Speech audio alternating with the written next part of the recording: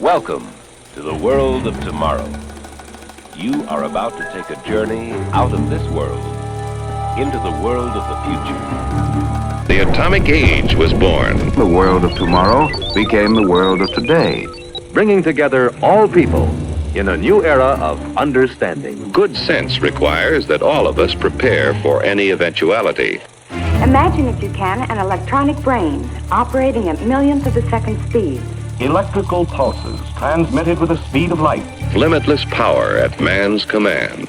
On man's wisdom, on his firmness in the use of that power, depends now the future of his children and his children's children. But wisdom demands, too, that we take time to understand this force. Combat Information Center is alert. Its radars probing the darkness, ready to give early warning of any unseen enemy.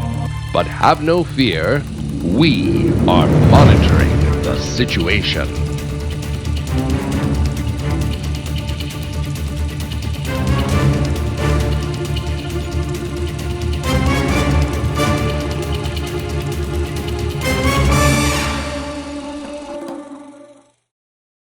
Well, look at us, Steve. Here we are. Look at us. Who would have thought? Who would have thought, right? Who would have thought? After so many people, just loads and loads of people, our legions of fans have asked us, when are you and Kale going to have a podcast? Well, that moment has arrived, Steve, and I'm really stoked to be here with you. As folks already know, we are going to monitor the situation. We're going to monitor the heck out of the situation. And so I'm just glad that finally we hit record, man. Here we are. Yeah, absolutely. Just here, monitoring. Got our fedoras. Got our surveillance tools. I know. I need to get my binoculars so I can match the trailer here. But it's something that I think both of us sense and have sensed for a long time. I mean, hitting record today has been a long time coming for a variety of personal reasons for both of us. But I got to tell you, man, I am struck by the absolute speed we are living through right now. I think I found it this morning, but I had to look up when the administration abducted a foreign leader in a foreign country with crazy tech. And I had to think to myself, God, how long ago was that? Well, it was this month. Yeah, it was like 2 weeks ago, wasn't it? Yeah, it's 2 weeks ago, from recording this, this exchange. And you're one of my go-to guys. I have to pinch myself from time to time. Like, is anybody paying attention to what's going on? And yes, of course, right? Loads of people are paying attention, but I can't quite wrap my head around just the speed. I feel like we've had enough news in the last few weeks to last us till summer. Oh my gosh, yeah. And it's still not even the end of January yet. No, it's not the end of January, and we just got pelted with loads and loads of snow. We're probably going to get pelted again this week. So, I just think there's so much opportunity for, we made the joke, 6 months ago, a year ago, maybe. We were like, man, what do we do? Well, the two of us monitor things, as the internet meme has it. We both watch very closely, and, honestly, if it weren't for you, you're like my one friend who sort of shares just this perpetual sense of the speed, all of these moving parts, all of our various interests seem to be kind of shifting and moving and colliding in ways that, honestly, a year ago, I just didn't see. Yeah. Well, I mean, I was actually thinking about it just this morning because, you go to X if you want to know what's going on. That's what everybody does. But at the same time, the X algorithm keeps evolving in ways that I feel like my timeline is cluttered more and more with irrelevant crap.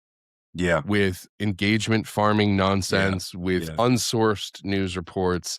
And what do you notice? What do you notice, Steve? What do you notice? Yeah. So the level of filtering that you have to do to find the signal and all the noise is getting exponentially higher than it has ever been.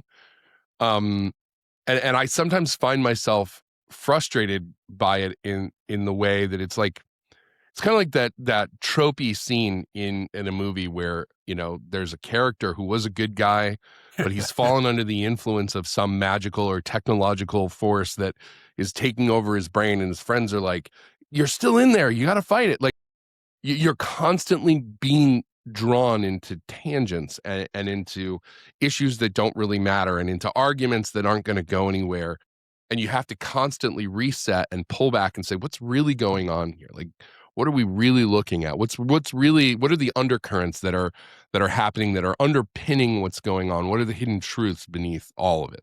Right. And sometimes I'm not sure, like, am I supposed to scale up? Like, you know, am I supposed to climb up high and look down? Or am I supposed to kind of like burrow down somehow and look up?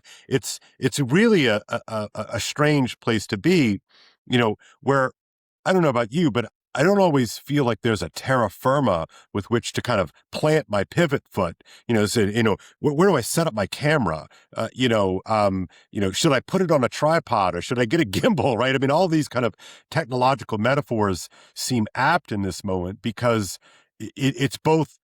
There seems a need both to have a kind of fixed spot from which to monitor, or do you go out on foot, you know, and monitor on a gimbal, you know, these kinds of things. And it's not at all clear to me that one methodology is going to be what's necessary, right? Like, you both need to find a fixed place, but also need to have the kind of nimbleness, sort of a kind of curiosity that is not captured. I think I would suggest that the fixed footing is your personal code, your way of maintaining whatever it is that you believe in and who you think you are, in the midst of a storm of information that's constantly pushing you in one direction or another. And so, like, you in particular, because you're rooted in classical education, you're rooted in returning over and over again to old books and ancient wisdom. I think that gives you a particularly strong footing in terms of, like, well, hold on, let's zoom out, because the current moment isn't the only thing. Yeah, you know, I keep finding myself, I go back to this, it's actually a sermon from that C.S. Lewis gave to undergraduates at Oxford in October of 1939. It's called Learning in Wartime. It was printed later on as Learning in Wartime. And, it's a great sermon. I highly recommend it. You can find it in any collection of C.S. Lewis essays, etc.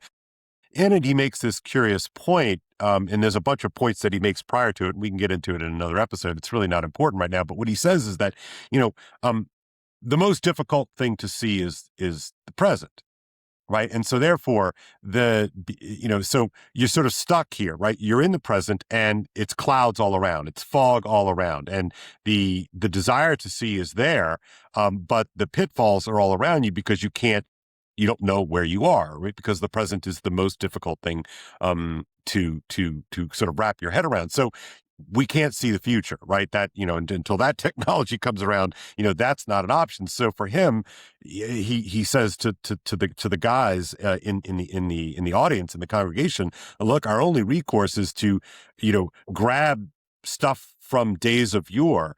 And I like the point he makes here. He's not he's not precious about it, right? It's not necessarily the case that old stuff has the answers, right? It's not like, oh, we'll just flip back to a manual and you can find out what's really going on. He says, no. He says, look, you know, there may be good or bad in that stuff from back in the day, but what consulting, you know, the back in the day stuff is, you can gain a kind of perspective, right? That not necessarily that history repeats itself, but rather, you know, this was sort of the fog of war, so to speak, you know, 100 years ago, 200 years ago, 500 years ago, etc.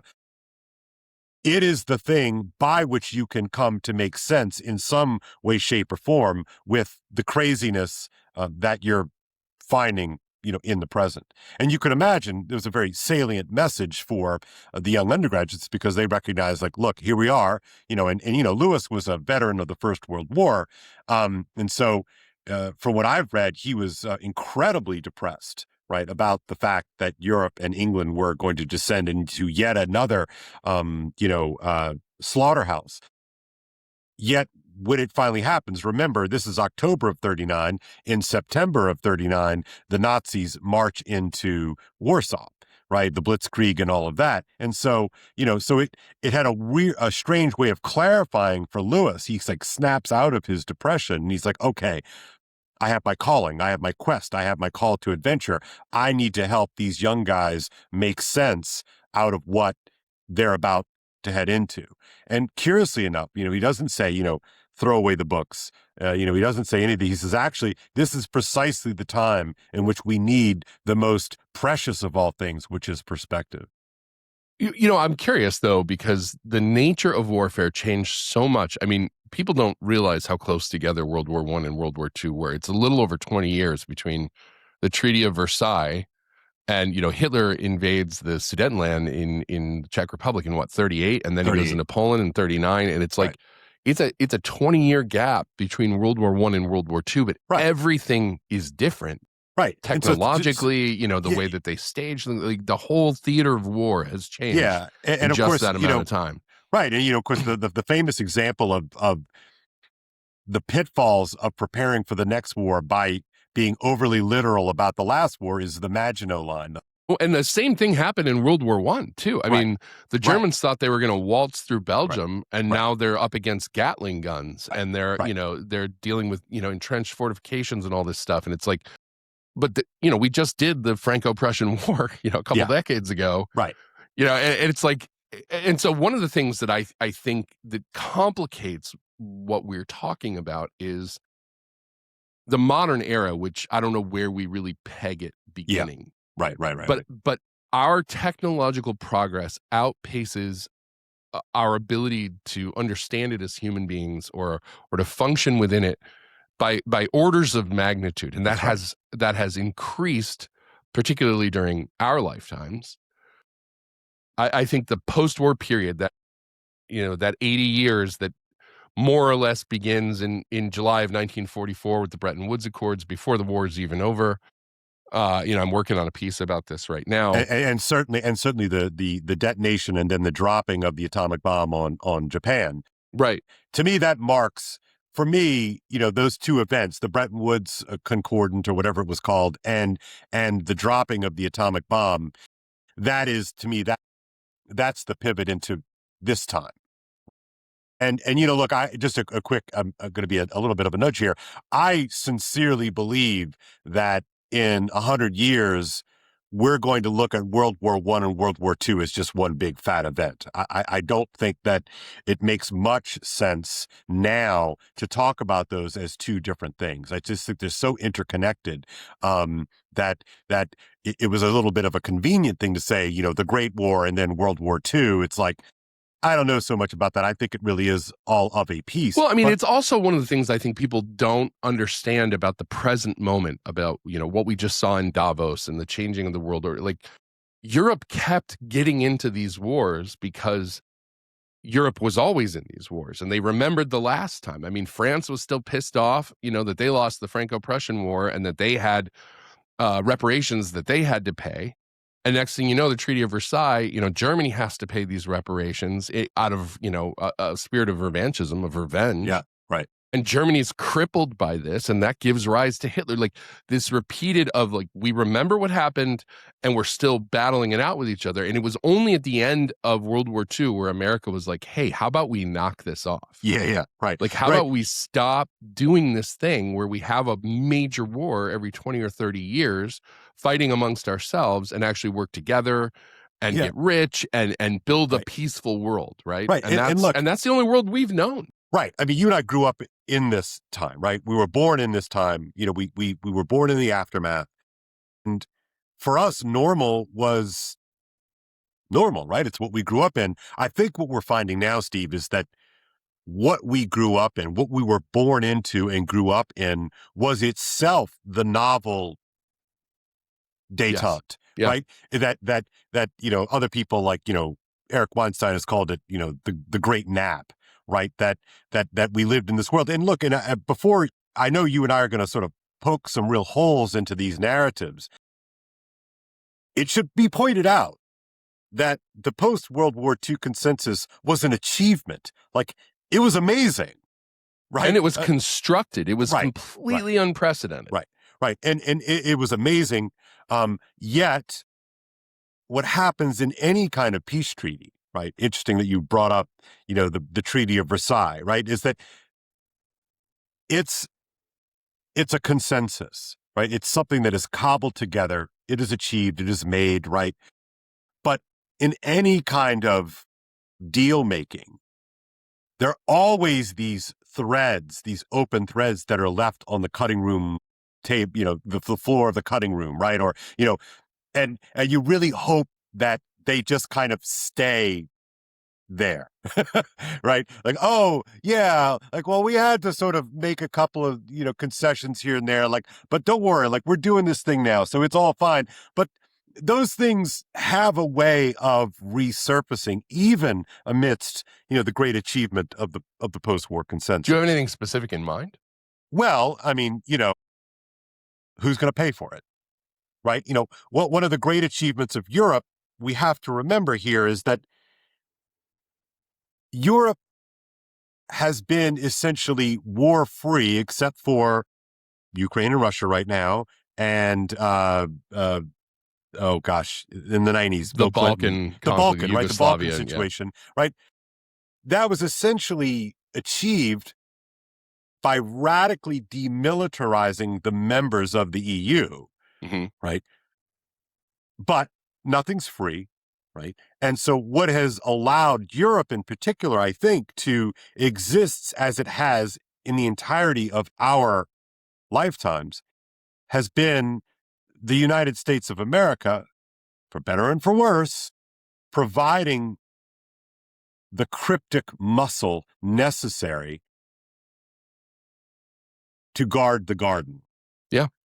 Yeah. And I mean, downstream of that, because Europe didn't have to invest as much in its own defense under the umbrella of American protection, they were able to invest in socialized systems that, they benefit from, and then they look at us and they're like, look at you guys with your stupid healthcare system. Yeah, and exactly, it's like, right. Oh, but that's because we spend $1 trillion a year on defense, and you don't. Right. Like, if you look at the NATO budget on defense spending, there's not an actual NATO budget for defense, but the combined total defense spending of all NATO countries is $1.5 trillion annually. And $1 trillion of that is just the United States. Yeah. Right. And so it's like, we made it safe for them to have their little experiments and do their little things. And now that we're saying, hey, this isn't working for us anymore, we're being taken advantage of. We need to look after our own interests and our own people for a change. Everybody's freaking out, like we dropped a turd in the punch bowl, and it's like, we gave you the punch bowl. What are you talking about? Yeah, look, and I think both of us are circumspect enough to know that there's nuance to all these kinds of things, but there's a kind of a fundamental, a core principle that I try to carry with me as I try to make sense out of things. And I know you and I talk about this, but here we go, is that, everything costs something. Everything has a cost. And one of the aspects of this nap that we've all lived through, right? That globalized economies and globalized markets, nobody really wants to talk about this, but those things are fundamentally insured by the U.S. Navy, right? Who keeps the shipping lanes open? Who keeps law and order running on a global scale? Well, the threat essentially of the United States naval might and the nuclear arsenal and all these kinds of things. And it apparently is not, it's a party foul to remind people of that. Right. And so, this experiment, that we have lived through seems to be cracking at the seams, right? That the agreement appears to have been a massive covering of real costs. Yes. And to me, one of the exposure points that is a distinctively European problem, of course, is the demographic problem, right? That in order to keep these experiments running, you just need bodies. Like you need bodies of people who are going to work and create a tax base and all these kinds of things. And in order to kind of keep the system going, there was this great myth of, well, we've globalized the economy, we'll just globalize the population. And what I think you and I are watching unfold in front of us is that people are not cells on an Excel spreadsheet. There's a difference. They're not fungible. Right. They're not fungible tokens, right? They're not just, column D, row 33, right? It's not interchangeable, right? So these contradictions have been sort of blown up, magnified, and yet we watch, the people at Davos, we watch the people in Belgium at the EU, and they just strike me as just pretending that they're not in the reality that they actually are in. Right. It's like we've constructed a mass consensual hallucination, and now some people don't want to leave the dream. Yeah. And it's like, this isn't the world we live in anymore. And, the thing that you mentioned, the bodies, I mean, this is the thing that I know Elon talks about it all the time, and he's a weird ambassador for it because he has like 13,000 kids with 28,000 different women. And, but the thing those is, are just the ones we know about. Yeah, that we know about. Yeah. But the thing is that his drumbeat about demographic collapse, like people don't understand how bad it is. They don't understand that China is literally about to implode. The official projections from China have them, they were at 1.6 billion. Now they're at 1.4. They'll be at 1.3 billion people by 2030. By the end of the century, they'll be at 600 million. That's a significant collapse. But if you listen to some of the people who actually study this stuff, they're like, no. China has been overestimating its own population by hundreds of millions of people because they don't perform a census like we do. They have touch points when kids are little. Like one of the ways that they measure their population is when they vaccinate children for school. Right. The pediatricians report how many vaccines they've done. Right. Well, I mean, Steve, that seems pretty straightforward to me. What could go wrong with that? Well, when you pay pediatricians per shot in a communist system, what happens is they lie about how many shots they've administered in order to get the payouts, and nobody's double checking the maths.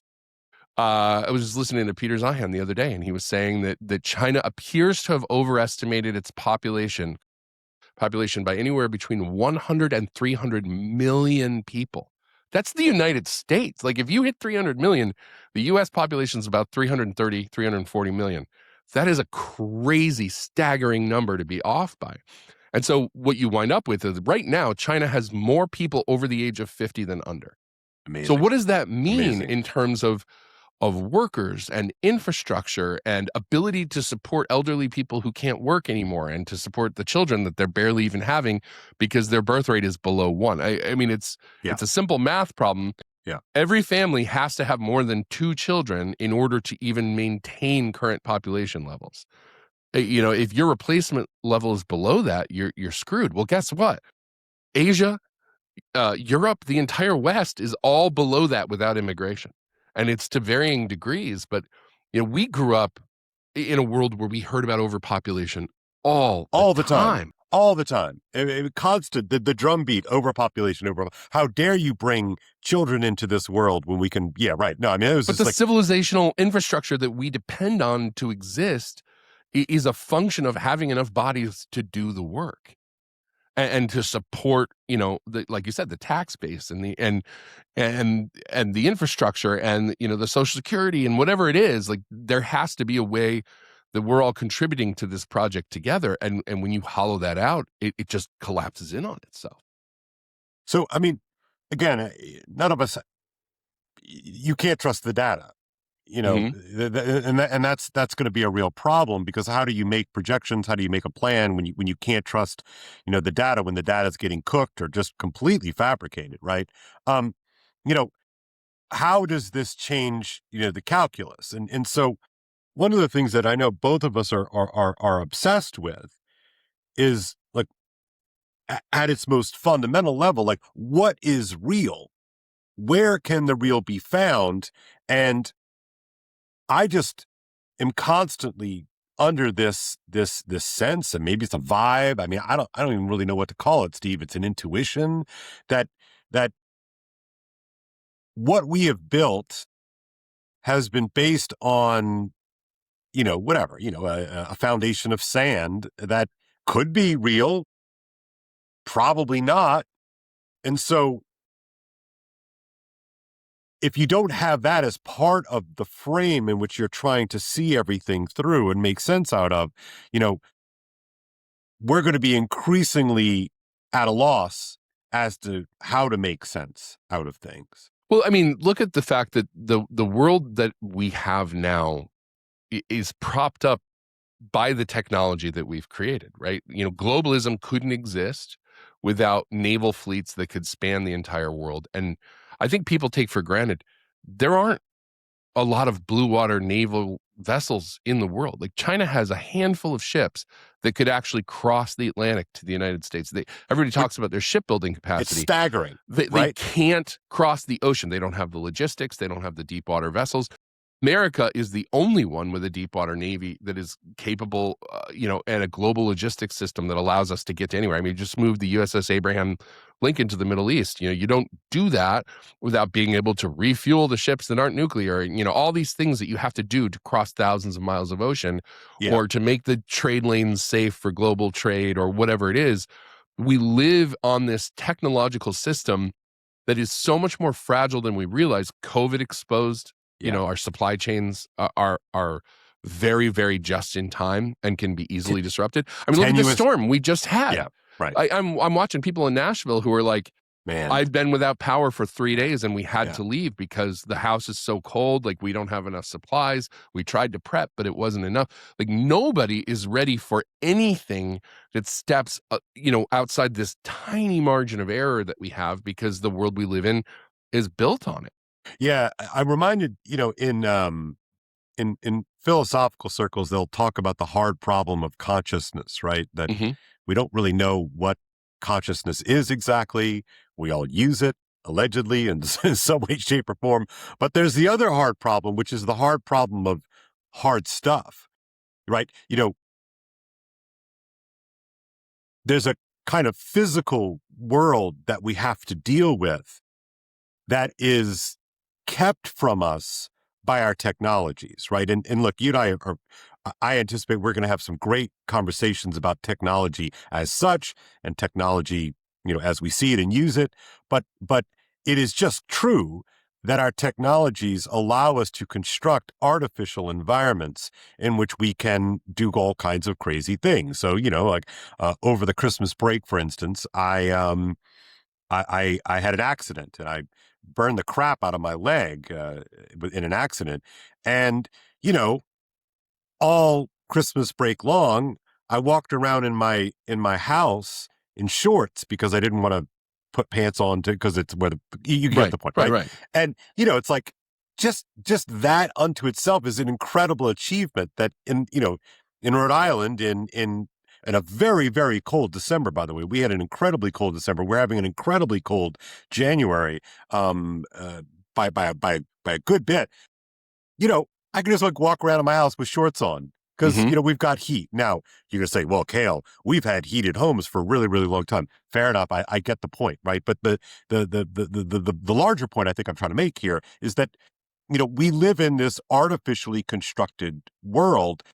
Thank God. Yeah, I mean, really, thankfully we do, but the thin veneer, that thin little line that separates, civilization and barbarism is something that we have been allowed to ignore for a really long time. Yeah, and that's one of 1,000 things. I mean, I used to think about this all the time living in Phoenix. Phoenix is now the fifth largest city in the country. And I don't live there anymore, but when I lived there, I just used to think there's no way you could have nearly 5 million people in this desert that gets up to 120 in the summertime sometimes, if it wasn't for air conditioning, if it wasn't for, all these things that, running water, like swimming pools, like all the stuff that you do to stay alive when it's way too hot to live.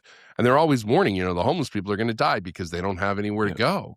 And it's like, the only reason we're not dying is because we have houses to live in with all this tech that makes it possible to survive it. And so when you multiply that times everything that keeps us going, you're right. Like that, it's so thin, and you don't realize it until something breaks in the chain of causality, and it causes a domino effect. Right. So I love this theme, and I know it again. I think it's one we're going to return to quite a bit. Is that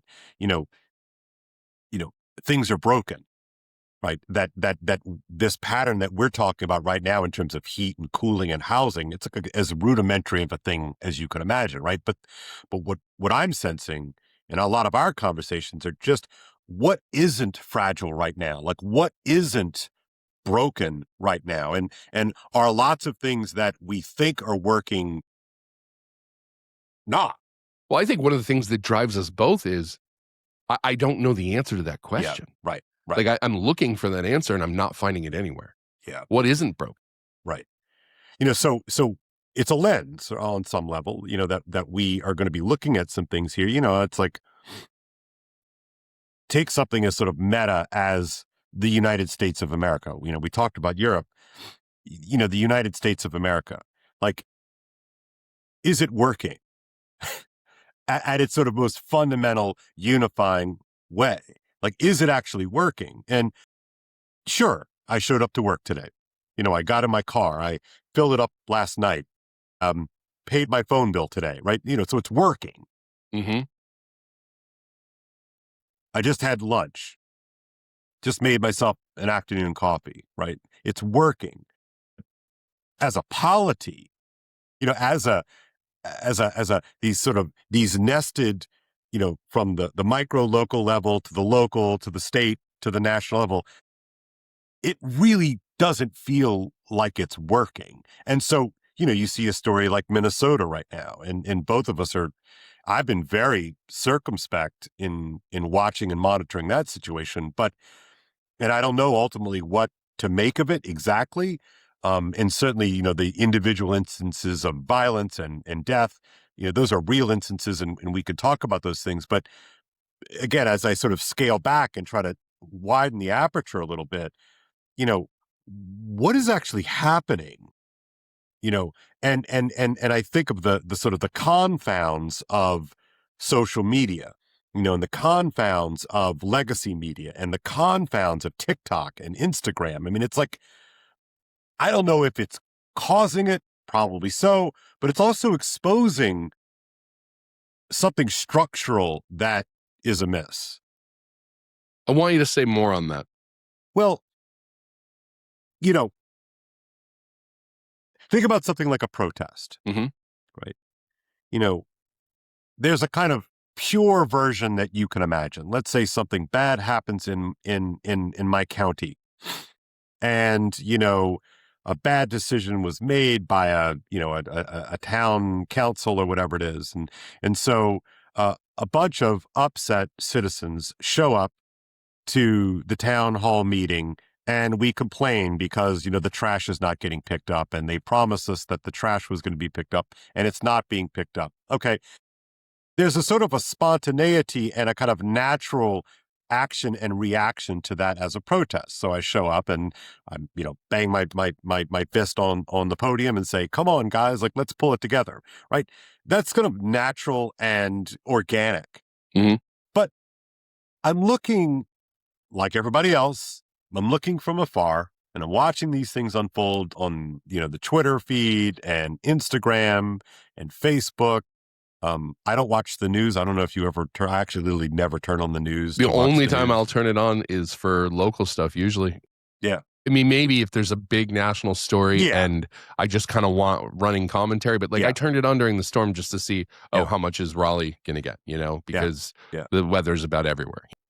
So that's an interesting note, and again, worth going back to, right? The media environment that we grew up in versus the media environment now. Anyway, the larger point is that is anything we're seeing unfolding in Minneapolis right now organic at all? Well, and is our exposure to it organic? Because we are all training algorithms, not just with every like and every reply, but with how long we linger on everything we look at as we scroll. Like, we don't realize the metrics. They're actually saying, how many seconds are you looking at this thing? You know, if you're on your phone, some of these apps use eye tracking to know what exactly you're looking at. And then they feed you more of what they think you like. So you actually, without even knowing you're doing it, are creating an echo chamber. Right. Yeah, that's right. That's so good. Right. And, you know, but not being aware of those things is one thing, right?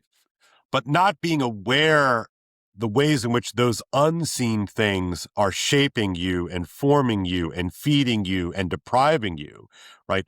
For me, the language that naturally pops up in my own head is like, we're kind of talking about spirits here, right? I know it's an algorithm, right? I know that somebody or something created code, right? That tracks all this stuff in it, but it's how much of unseen forces are at work on us on a day-to-day basis. And we the machine spirits. Let's borrow from Warhammer 40K. But I love it. It's the machine spirits. That's great. No. And I think that, right, because we tend to think of like, you know, I talk about this a lot with like the whole alien thing. It's like, you know, you've got the sort of the steel and glass and silicon version of it. Yeah. And then you've got the kind of the wetware portion of it, right? And like those two are not supposed to meet, right? You know, that, you know, there's like green, gray, big-eyed aliens over here. And then there's like steel and glass and silicon over here. And those are like two different worlds. And yet, I think you and I would be perfectly comfortable. Maybe not. I'll ask you that. I mean, I certainly feel sometimes that like there's a spirit that is working me all the time when I play on Twitter. So do you feel like, I mean, you are number one, are you being metaphorical? Number two, are you saying, you know, that this is sort of an emergent phenomenon that is bigger than the sum of its technical parts? Yeah, that's a good question. Short answer is I'm not sure yet, but it's absolutely a question that I'm obsessed with, right? Because, you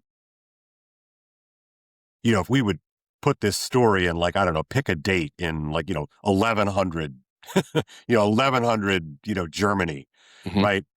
I have a kind of frame in which I'm kind of comfortable looking through all those sort of things. But if I fast forward up to, you know, 2026, it's like, I'm not so sure because, you know, me personally, I don't think that stuff will like win away exactly. That stuff as in whatever the spiritual forces were that people... spiritual forces, you know, good spirits, bad spirits, like all that kind of stuff that, you know, that is really the normal.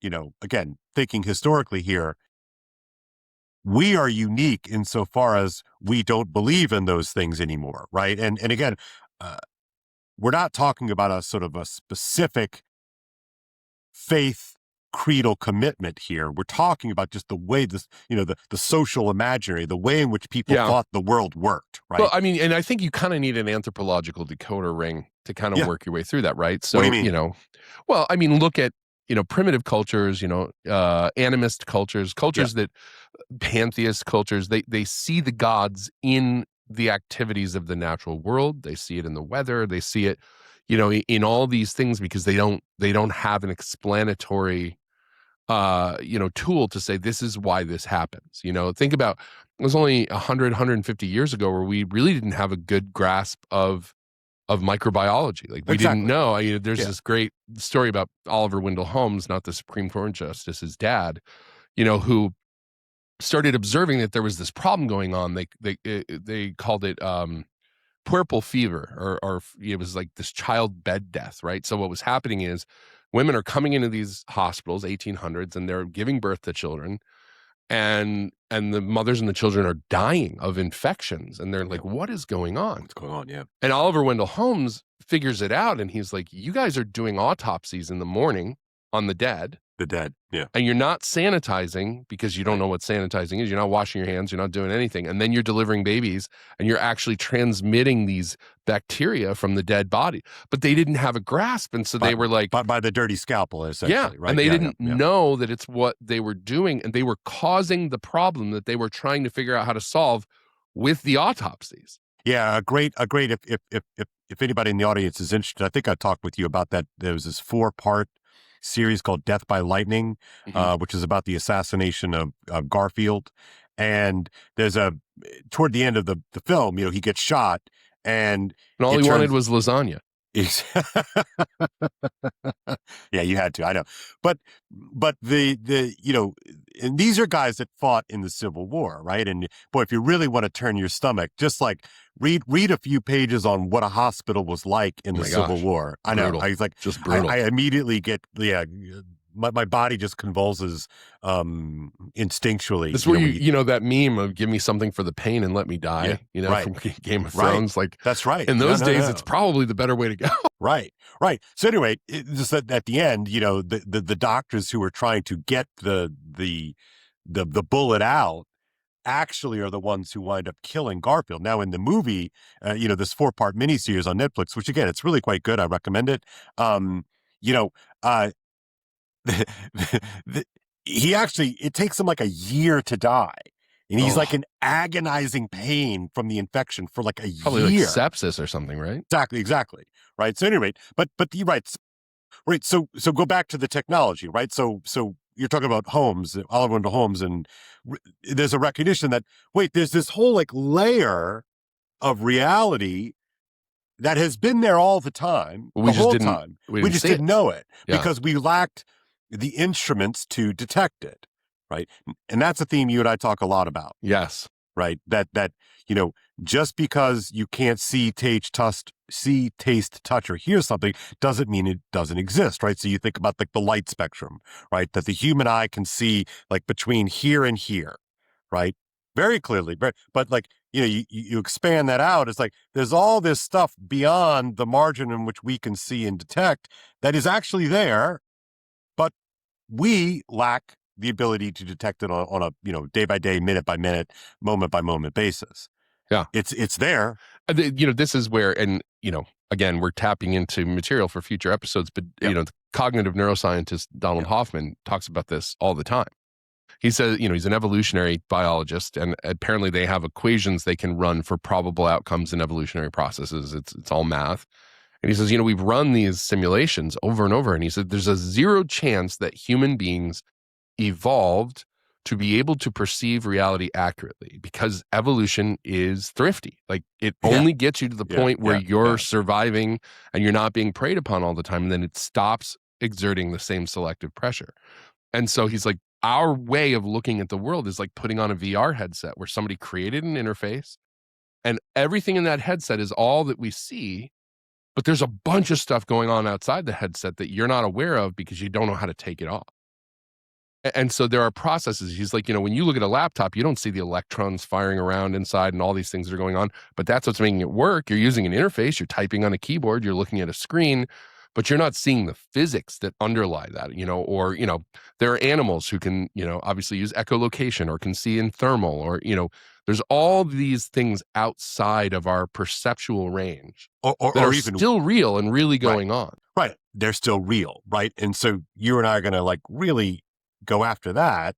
I think we want to be realists, right? One should want to be a realist. Think about, mushrooms. I remember, reading up on this, there's like mushrooms apparently like talk to each other. Like what does that even mean? But again, just because you can't see it doesn't mean it's not there. So therefore, I'm taking sort of all of this this weird woo that we're talking about right now, that is still arguably material, and that's fine. You and I are very comfortable with that. So now I'm looking at, I'm fractaling up. I'm going up the pattern hierarchy, and I'm watching things unfold, and I have no reason to think that, these 2 people didn't get shot by ICE agents in Minnesota. right? I'm not arguing the physical fact of it, but like, what's really going on? The reason why I brought up a protest at the local, town council because they didn't pick up my trash on Tuesday, that's organic, right? I brought my trash to the drive, at the bottom of the driveway, and, Bob comes on Tuesday mornings and picks up my trash, and Bob didn't show up on Tuesday.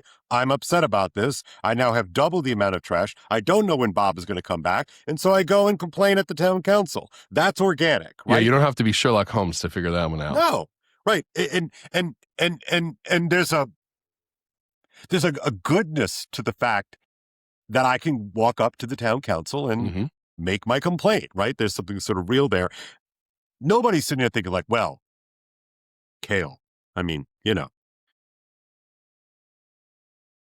didn't really not have in other words, nobody's sort of like having a second thought, like, yeah, like Kale really didn't get his trash picked up. That's why he's upset. Right. But I'm looking at all these things unfold, and I'm looking at, remember that this current Minnesota story began by the Leering Center stuff that was like 2 weeks prior to the blow up, the ice blow up, right? And you sort of like, surely I can't be the only one. And I know I'm not. I'm not right. But there are not a lot of people talking about the fact that ICE is doing these operations all over the country and they're not having the same problems. Or why are there 3,000 ICE agents in Minneapolis and there aren't as many elsewhere? There's all these causative things that are going on. And for our audience sake, because I know you know this, but it's like, I'm not actually making a partisan point here. I'm not trying to carry water for reality is being regime. Engineered and managed for all of us. Right. And, and it's like, look, I'm wide open to the possibility that, again, I don't believe it necessarily, but like an ICE agent just, decides to like throw 3,000 people in Minnesota so they could start taking shots at people. Like, I mean, in theory, that's possible. But you ask yourself, what's the benefit? Right. And that's the heuristic we should be applying to everything. Who benefits from this? Right. Like that ICE agent doesn't benefit from just randomly executing a guy on camera in the street. Right. And so people who propose that that's all it is, it's just that simple. It's a pure power play. It's like, no way, man, that guy's got to live with that. Yeah. So there's so much more that's going on. And then as the layers get peeled back, you start hearing, oh, there's all these flaws in the story. Why is this different? Why is that different? There's an American billionaire living in Shanghai. His name is Neville Singham. And he's tight with the Chinese government, and he funds protest movements in America through 501c3s that he filters money through. We don't know if China's giving him money or they're giving him other benefits. We don't know. But apparently the New York Times reported on this in 2023 and then dropped it. And, yesterday, it's funny because I haven't thought about Bill O'Reilly in a long time, but he popped up on my timeline. And I mean, he was ready to blow a gasket. He's like, why is the media not looking into the fact that this stuff is being organized and funded by outside money that's tied to our enemies? And why would China, somebody asked me this last night, well, why would China do something like that? It's like, because China can't go toe to toe with us. Right. They're locked in their region. We're their number one rival. They have a huge investment in us. They rely on our trade with them. We just took their oil from Venezuela. We're now messing with their ability to interact with Iran. We stopped Canada from making a deal with them. Like, we're doing these power plays that are non-kinetic. Right. And what does China have to get back at us? They have sabotage. Right. And I think what frustrates me, again, I really want to make this clear. I'm not coming at this from an explicitly partisan point, right? You watch what Trump and the Trump administration is doing, and they're doing some amazing things and they're doing some crazy things. Like, I don't know, right? Again, that I'm not claiming to have the answers here. But I know what is a dumb story when I see it or hear it. And a dumb story is that Trump is a fascist, right? Right. And it's like, no, Trump lives in the same world of incentives and disincentives that all of us live in. First of all, if Trump was a fascist, these protests would have been cracked down on a long time ago. Right. So anyway, I'm very frustrated with the way in which these stories just feel so astroturfed to me. Yeah, they are. Right? It's like, stop telling me that green stuff is grass. It's not grass. Stop it. It's not growing. Somebody put it there, like, for a reason. And it's so bloody. It's just frustrating, Steve. Yes, it is. And again, I'm not looking for easy answers, but I'm not just going to sit here and settle for the easy lie either. Well, I mean, look, we have the benefit too of, we both follow people like Walter Kern and Eric Weinstein who talk all the time about scripted and managed reality. Like we're in a big version of the Truman Show. A lot of what we see go on is engineered. For people with skeptical minds and it's difficult sometimes to say, really, could they really do it at that scale? Could they really, like, how do you engineer, this, that, and the other thing? But I mean, I think when you look at the layers, when you look at the technology, when you look at the algorithm, when you look at the way people consume news, when you look at, how myopic these views are that we get, right? So we're sitting here, this has happened before, right? Let's back it out of Minneapolis. You'll hear that stuff is going on in a city and that it's really bad, right? And then people who live in that city are like, I'm here every day. I don't see this at all. What are you talking about? I just went to You're Chipotle. like, I just watched 5 videos of this. Yeah. Like, what do you mean? And they're like, well, maybe that's happening in that district of the city, but it's not happening anywhere else. We're just living our lives. And so you don't really know how zoomed in you really are on. I mean, you worked in Hollywood for a little while, right? Right. You set up a set. If I pull down this curtain, you're going to see my kitchen behind me. Like we create the images that we want people to see, and as long as we're zoomed in enough, we don't see that's a set, not a house. We don't see what's going on. And I think both of us are mature enough to recognize that, like, on some basic level, like, that's okay. Like, that's just the way the world works. Like, I'm not a purist exactly. In other words, like, it's like watching a movie with someone that's like super high on the spectrum, and they see, like a Star Wars, a perfect example, right? Mm-hmm. You're in a bad spot when you're watching a Star Wars movie and somebody next to you says, in space you can't hear anything. In space there aren't really explosions as such. You're just like, oh my God, Yes, I know. I'm watching a fairy tale. That's what I'm doing here. I'm not going to say I've never done that.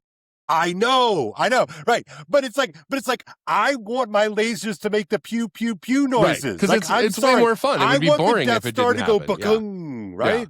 Yeah. So again, it's like, I teach stories for a living. So I like made up stuff. Mm-hmm. Okay. But there has to be some kind of point behind the made up stuff, some sort of spirit, again, generosity, from which to sort of operate. But the news pretends to be different, right? The news pretends like, this is the real thing, like man on the streets, like these kinds of things. And look, I've seen it on both ways.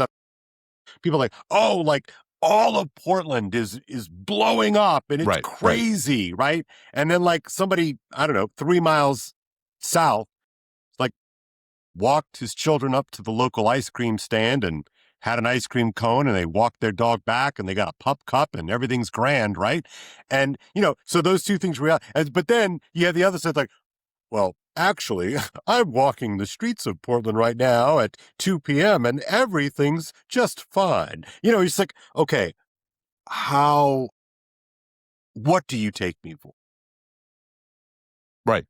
And so you're correct. It goes both ways. And I have to admit, I do wonder if managed reality, particularly visually, media managed reality, is kind of a new phenomenon. It's something that, like you could tell a story before, but there was no way for people to share video from, wherever they were or whatever. I think of something, it's funny because people don't even know this is a conspiracy, but like the Roswell UFO crash that happened in 1947. It's a real thing, by the way. It's a real thing that really happened. Yeah. It was reported by the Air Force, the local Air Force base, in the local newspaper. Amazing. And then guys from Washington showed up the next day, and they were like, we're changing this story. It was a weather balloon. Here's a bunch of fake debris. Put it on the ground. We're going to take photos of you with aluminum foil. It didn't happen. And all the guys who were involved at some point in their life later came out and were like, this was a totally BS story.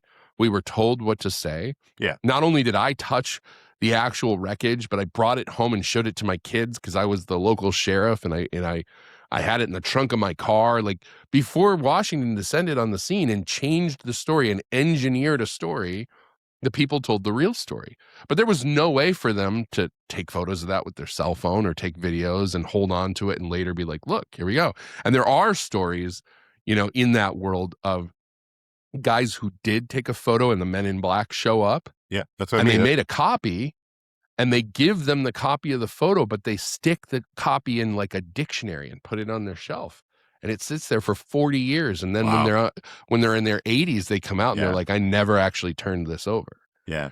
But I mean, back then, that it was so much easier to manage the narrative. Yeah, I mean, so think now, of the channels, instead think of of the channels, think managing of the platforms, right? Yeah. You had a local newspaper, you had a state, a big city newspaper, and New York Times. You had CBS, NBC, ABC. Yeah. That's it. That was it. That's it. That's like you were watching Dan Rather, Peter Jennings, or Tom Brokaw for the news every night. That was it. That's what we did. Yeah. Right. Every night. And so what's fascinating to me, so on the one hand, if you remember, the big kind of libertarian buzz of the 90s, especially with the early internet, was like, man, we're going to radically democratize information, right? That this is going to be like the World Wide Web is like wide open and, everything is going to be true. And so you flip it around and it's like the sheer fire hose of slop that you and I, any of us, wade through on any given day means that maybe it was better when we had 3. Because what happened is there was a transitional period of time where that was revolutionary, and it happened. I mean, I remember the first time I realized what the hell Twitter was even for. Yeah.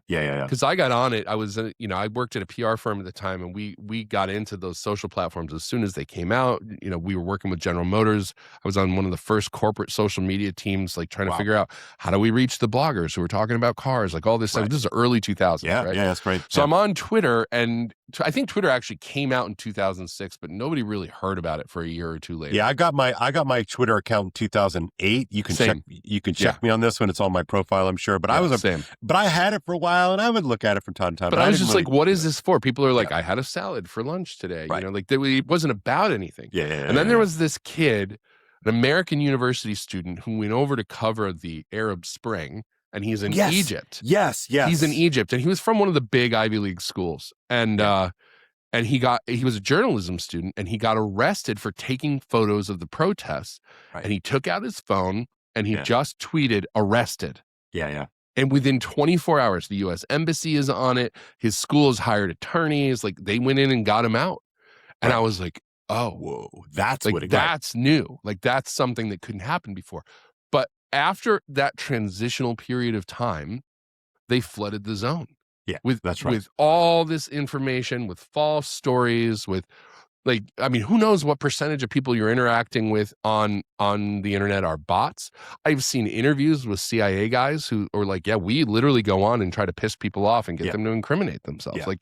There's all these counterintelligence operations going on. So the zone is flooded. I mean, going back to my own experience, when I started 1 Peter 5 in 2014, the Vatican didn't know what the hell social media was. They didn't know how to deal with it.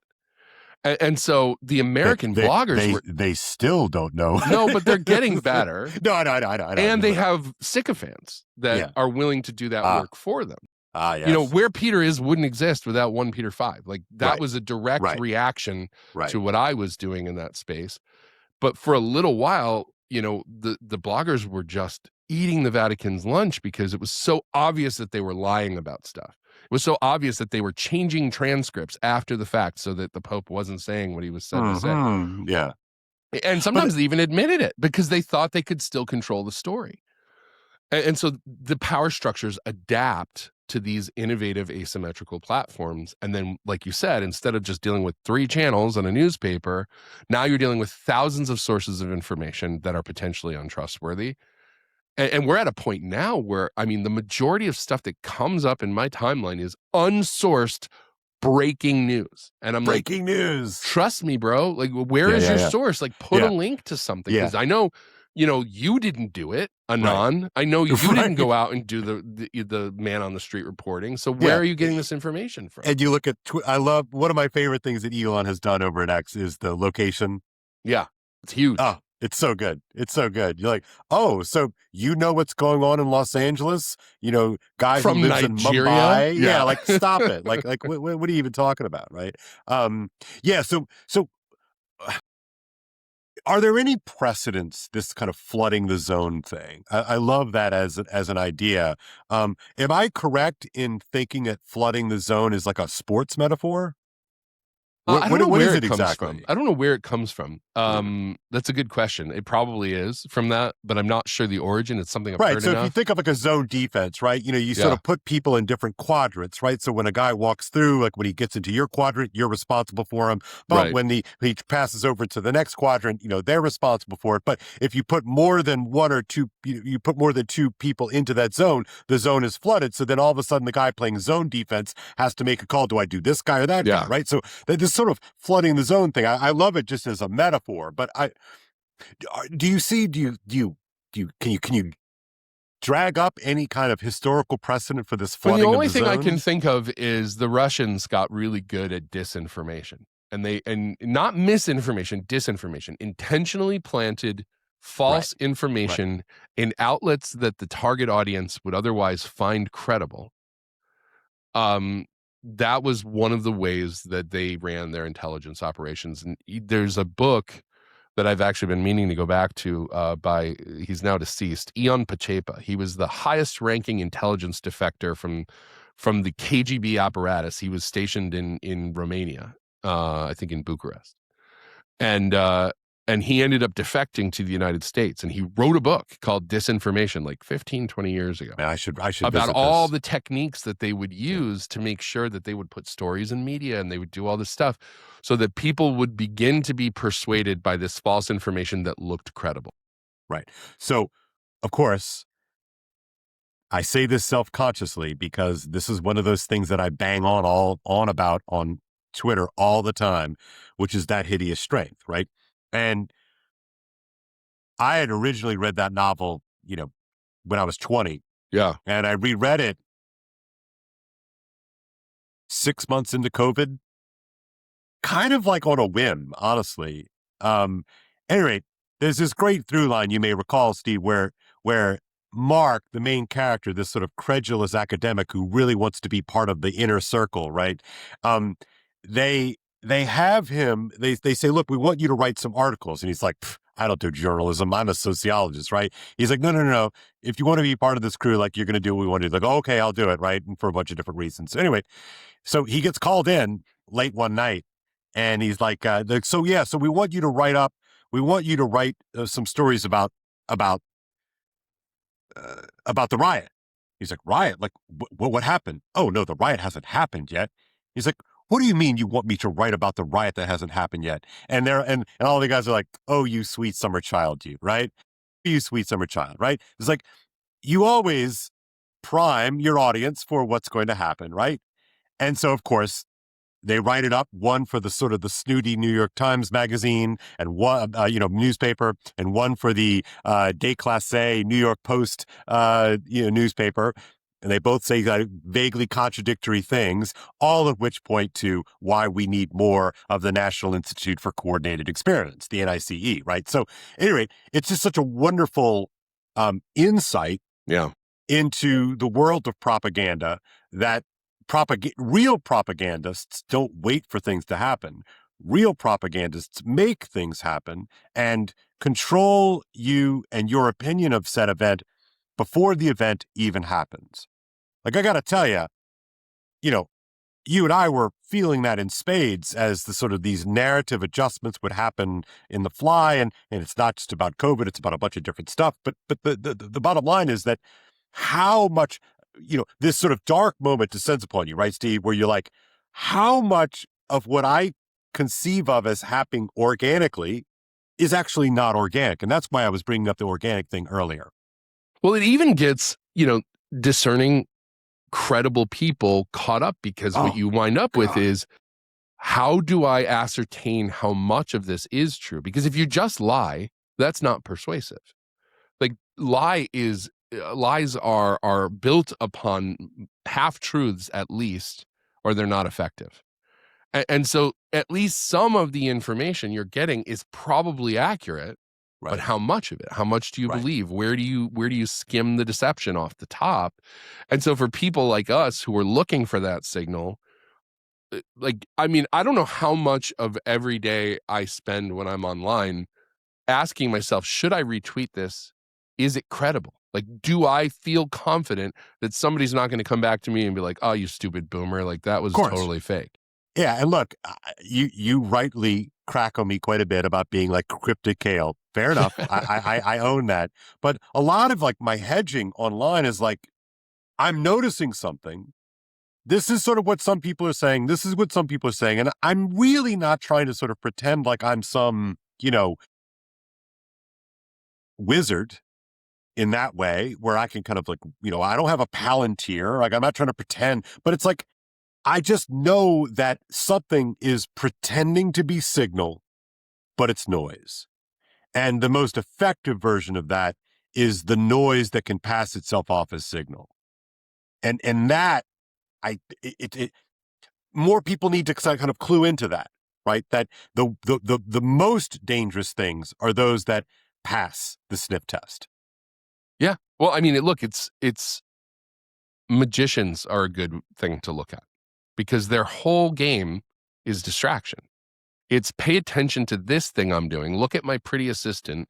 Look at what's going on with this hand so you don't see me slipping the card into this hand, right? That's so good, yeah. And and it was a metaphor I used a lot when I was doing news coverage, was the shell game. Like, keep your eye on which cup the ball is under, because they're moving it around so much that you're believing, oh, they said this, so this is true because I believe them because they're credible.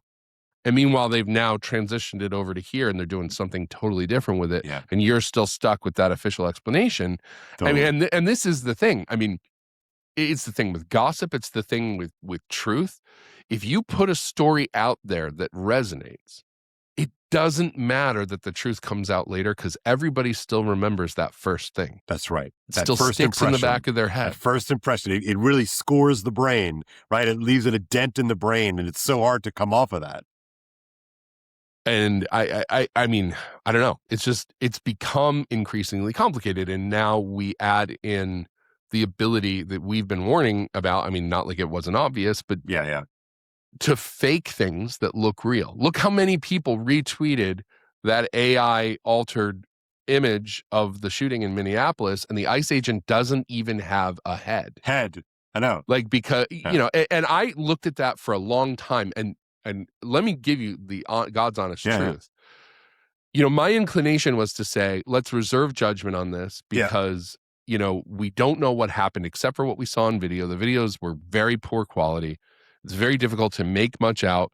I want to give the benefit of the doubt to the fact that I don't think American, ICE agents are Nazis. They may be overly aggressive. They may be doing things we don't like. But like, these are Americans with families who are, they're not just going out on the street and executing people, because that doesn't end well for anyone, right? So I was like, I want to know the whole story. I want to see. My inclination is to think this was a tragic accident. It was a perfect storm of stuff that shouldn't have happened, all happening together, right? Yeah.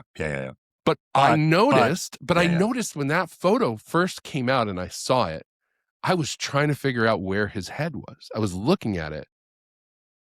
Because I thought the person who was presenting it was using it to debunk the view that I was already holding. Yeah. And oh, that's interesting. There's this thing I've been learning a little bit about lately, and I cannot remember the terms. our brains actually filter enormous amounts of information autonomously all the time. Every second, you have like 11 million data points at any time coming in, and you can only handle a few dozen at a time. Right. So your brain discards anything that it considers irrelevant. But among the things that it will automatically discard are things that conflict with the identity that you have. Yes, so good. And there's an actual system that says that belief contradicts with the way I think reality is. So it never even hits the prefrontal cortex for you to reasonably think about it. You immediately like, oh, that's BS. I'm not even going to listen to that. Yeah, Vervaeke calls this, Dr. John Vervaeke calls this predictive processing, right? That we both filter and fill in the blanks all the time, right? And so you just even that as a model, right? What you're talking about, like this, like we have often pulled whatever is left of our remaining hair out when we say, are we looking at the same reality, Steve? And your answer to that is no, we're not. No. Right?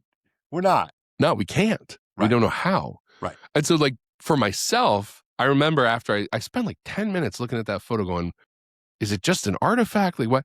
Instead of me just saying, oh, this is AI enhanced and it completely like removed the guy's head, I was trying to figure out the story they were trying to tell with the photo and interpret the photo in accordance with that. Yeah. And I caught myself doing it. I'm like, what are you doing? Yeah. Well, what are you doing? Yeah, what are you doing?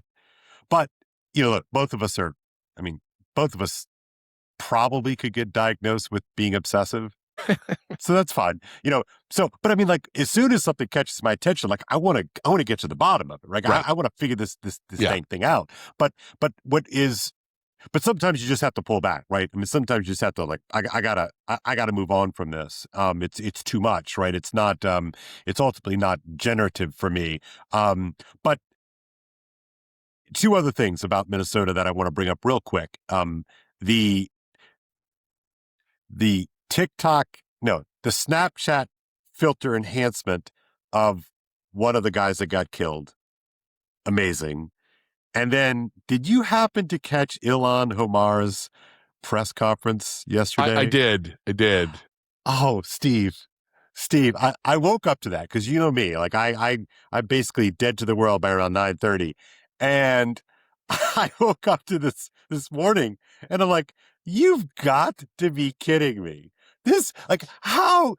What in the heck is going on? Is that really being passed off as a real event? Like, I just didn't even take it serious. I didn't even get to where you were. I was just like, the guy, he squirted some water at her. Like, and look, I mean, potentially, who knows who was in the squirt bottle? It could have been bleach, acid, all those things. Right. Okay. But I mean, it was hilarious. And then, like, she goes after him. Like, I'm sorry. Yeah, she literally raises her fist like she's going to punch him. Like, and I can imagine like some hack Hollywood writing room where they're like, you know what we're going to do? This is what we're going to do.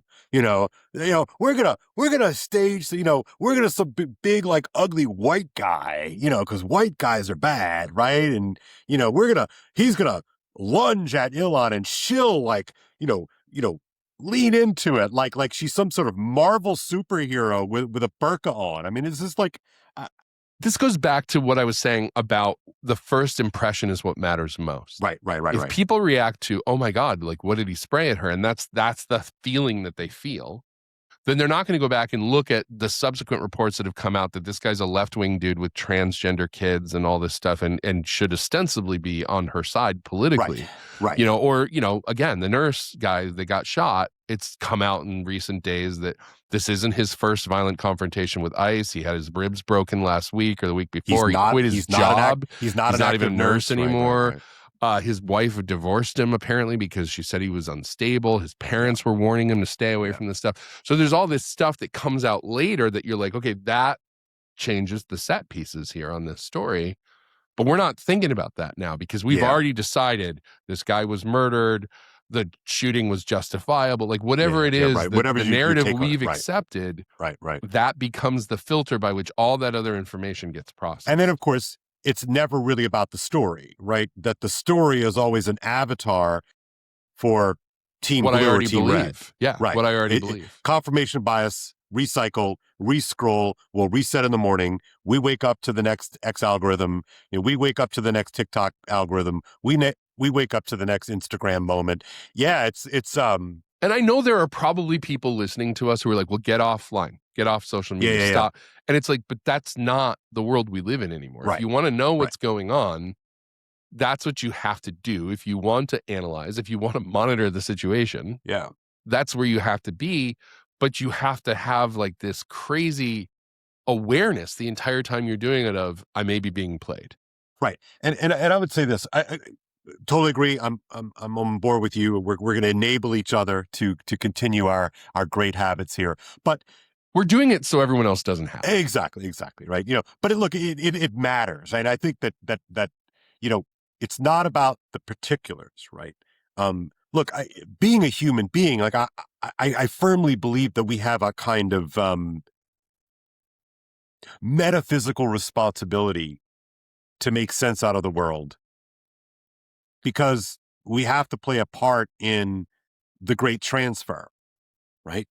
We're going to be dead sooner than I probably want to be, right? But we're I'm past the century mark now, the half century mark, right? So I'm I'm on the back end, as it were. 100 years ago, life expectancy was like 47. Well, 100 years ago, I would smoke with abandon and drink whiskey with abandon, and I would have been dead 5 years ago. So anyway, but I don't. I'm very healthy now. But I have kids. You've got kids, right? I teach for a living. Like, I really care about the world that is being crafted and constructed and passed on to the next generation. Especially because they don't remember the world before. They only know the very, very carefully crafted and engineered world that we're seeing now. Right. I'm very suspect of like the boomer meme. So I'm saying this with with a major sort of asterisk on this. We got to talk about the asterisk too. Okay. You and I grew up in a world in which boomers didn't give a rat's behind about the transfer. Right? This is true. Again, I know I'm being broad strokes here, right? But, I had the experience, and again, I love my parents aren't technically boomers. My parents are war babies. But the world in which we grew up, our adults didn't seem to have. They were so interested in what was going to happen that they were so interested in kind of wiping the slate clean and starting new and starting fresh that so much of the stuff that has given me life, meaning, and sort of has fed me has been the stuff that I have had to go and collect on my own. Right? I had to go back, and I had some great teachers in college who were very helpful in this, right? So not all boomers, right? Not all boomers are bad, right? But but I had to go out of my way to get the stuff that was generally not being talked about, was being actively buried, as a matter of fact. And so I'm very sensitive to Gen Z and Gen A or whatever's next. I'm very sensitive about, I don't want to be one of those old guys who didn't care enough about what was being passed on in terms of legacy. And both of us know that legacy is not just our kids. Of course, it's our kids. We're devoted to our kids, our literal children, our physical children. Right. But broadly speaking, right? And so I hope that in part of these conversations that we're going to have is to give voice to, like, what we kind of joke, you and I, is like the before times. Not just nostalgic things about the 80s, like in Stranger Things, although that too, but me, like old before times, right? I think there's just so much there that can feed the hunger and maybe help some folks find a little bit of a signal here. Yeah, I mean, the world we grew up in, you had to have kind of a different epistemology to navigate it, I think, because, I mean, again, this is why I think one of the things we're not going to be able to avoid talking about a lot is the way technology has changed the way human beings interact with reality. That's true. Absolutely. Yeah. Because the fact that you now carry around the sum total of human knowledge in your pocket and now can actually talk to an AI and ask it to look that stuff up for you so you don't even have to look it up for yourself and have those conversations, you can get answers so fast. But we remember what it was like when we were kids and we would have an argument about something that we remembered. That's so true. And there was no referee. Like there was no definitive way to solve it. I actually remember in the early 2000s when I was working at the PR firm, and I learned some interesting things, by the way, about managed reality there too. But my boss... We have to talk about Bernays at some point, but next episode. My boss was... I would say he was probably in his late 40s, early 50s, and I was in my 30s at the time. So he was an older Gen X, you know? I was going to say, okay, either late boomer, early Gen X. Yeah, But like he had this idea for a website that he thought would be really cool called The Ultimate Authority, where like you would like have an expert that you would pay to settle arguments between people who weren't sure what happened, right? That's great. And like, but it was a person. That went away so fast. You know, now it's like, I don't remember who that was in that movie, you know, ChatGPT, like, can you tell me, who it was? And you get the answer instantly. And honestly, most of the time it's correct. It's verifiable. So you have a level of trust. Especially when you're dealing with the realm of facts. I mean, it's, But I mean, the epistemology was just so different because the world was full of mysteries and things that you couldn't answer. If you wanted to know something, you always had to talk to a person or you had to go to a book. I just want to point out, look, I know what people are going to say. Like, this is not merely an exercise in nostalgia for us. Right. I mean, in other words, this is not like, I don't think you're charting out some sort of like, oh, the gauzy romantic past in which you're not, because I know you, like, you are not a romantic about any of this stuff. No, like I have nostalgia about certain aspects of it, but I mean, there was a lot of downsides to it too, in my opinion. Right. Yeah. Right. So I think that is a real animating thing for me, you know, that. But to go back to your point about the boomers. Yeah.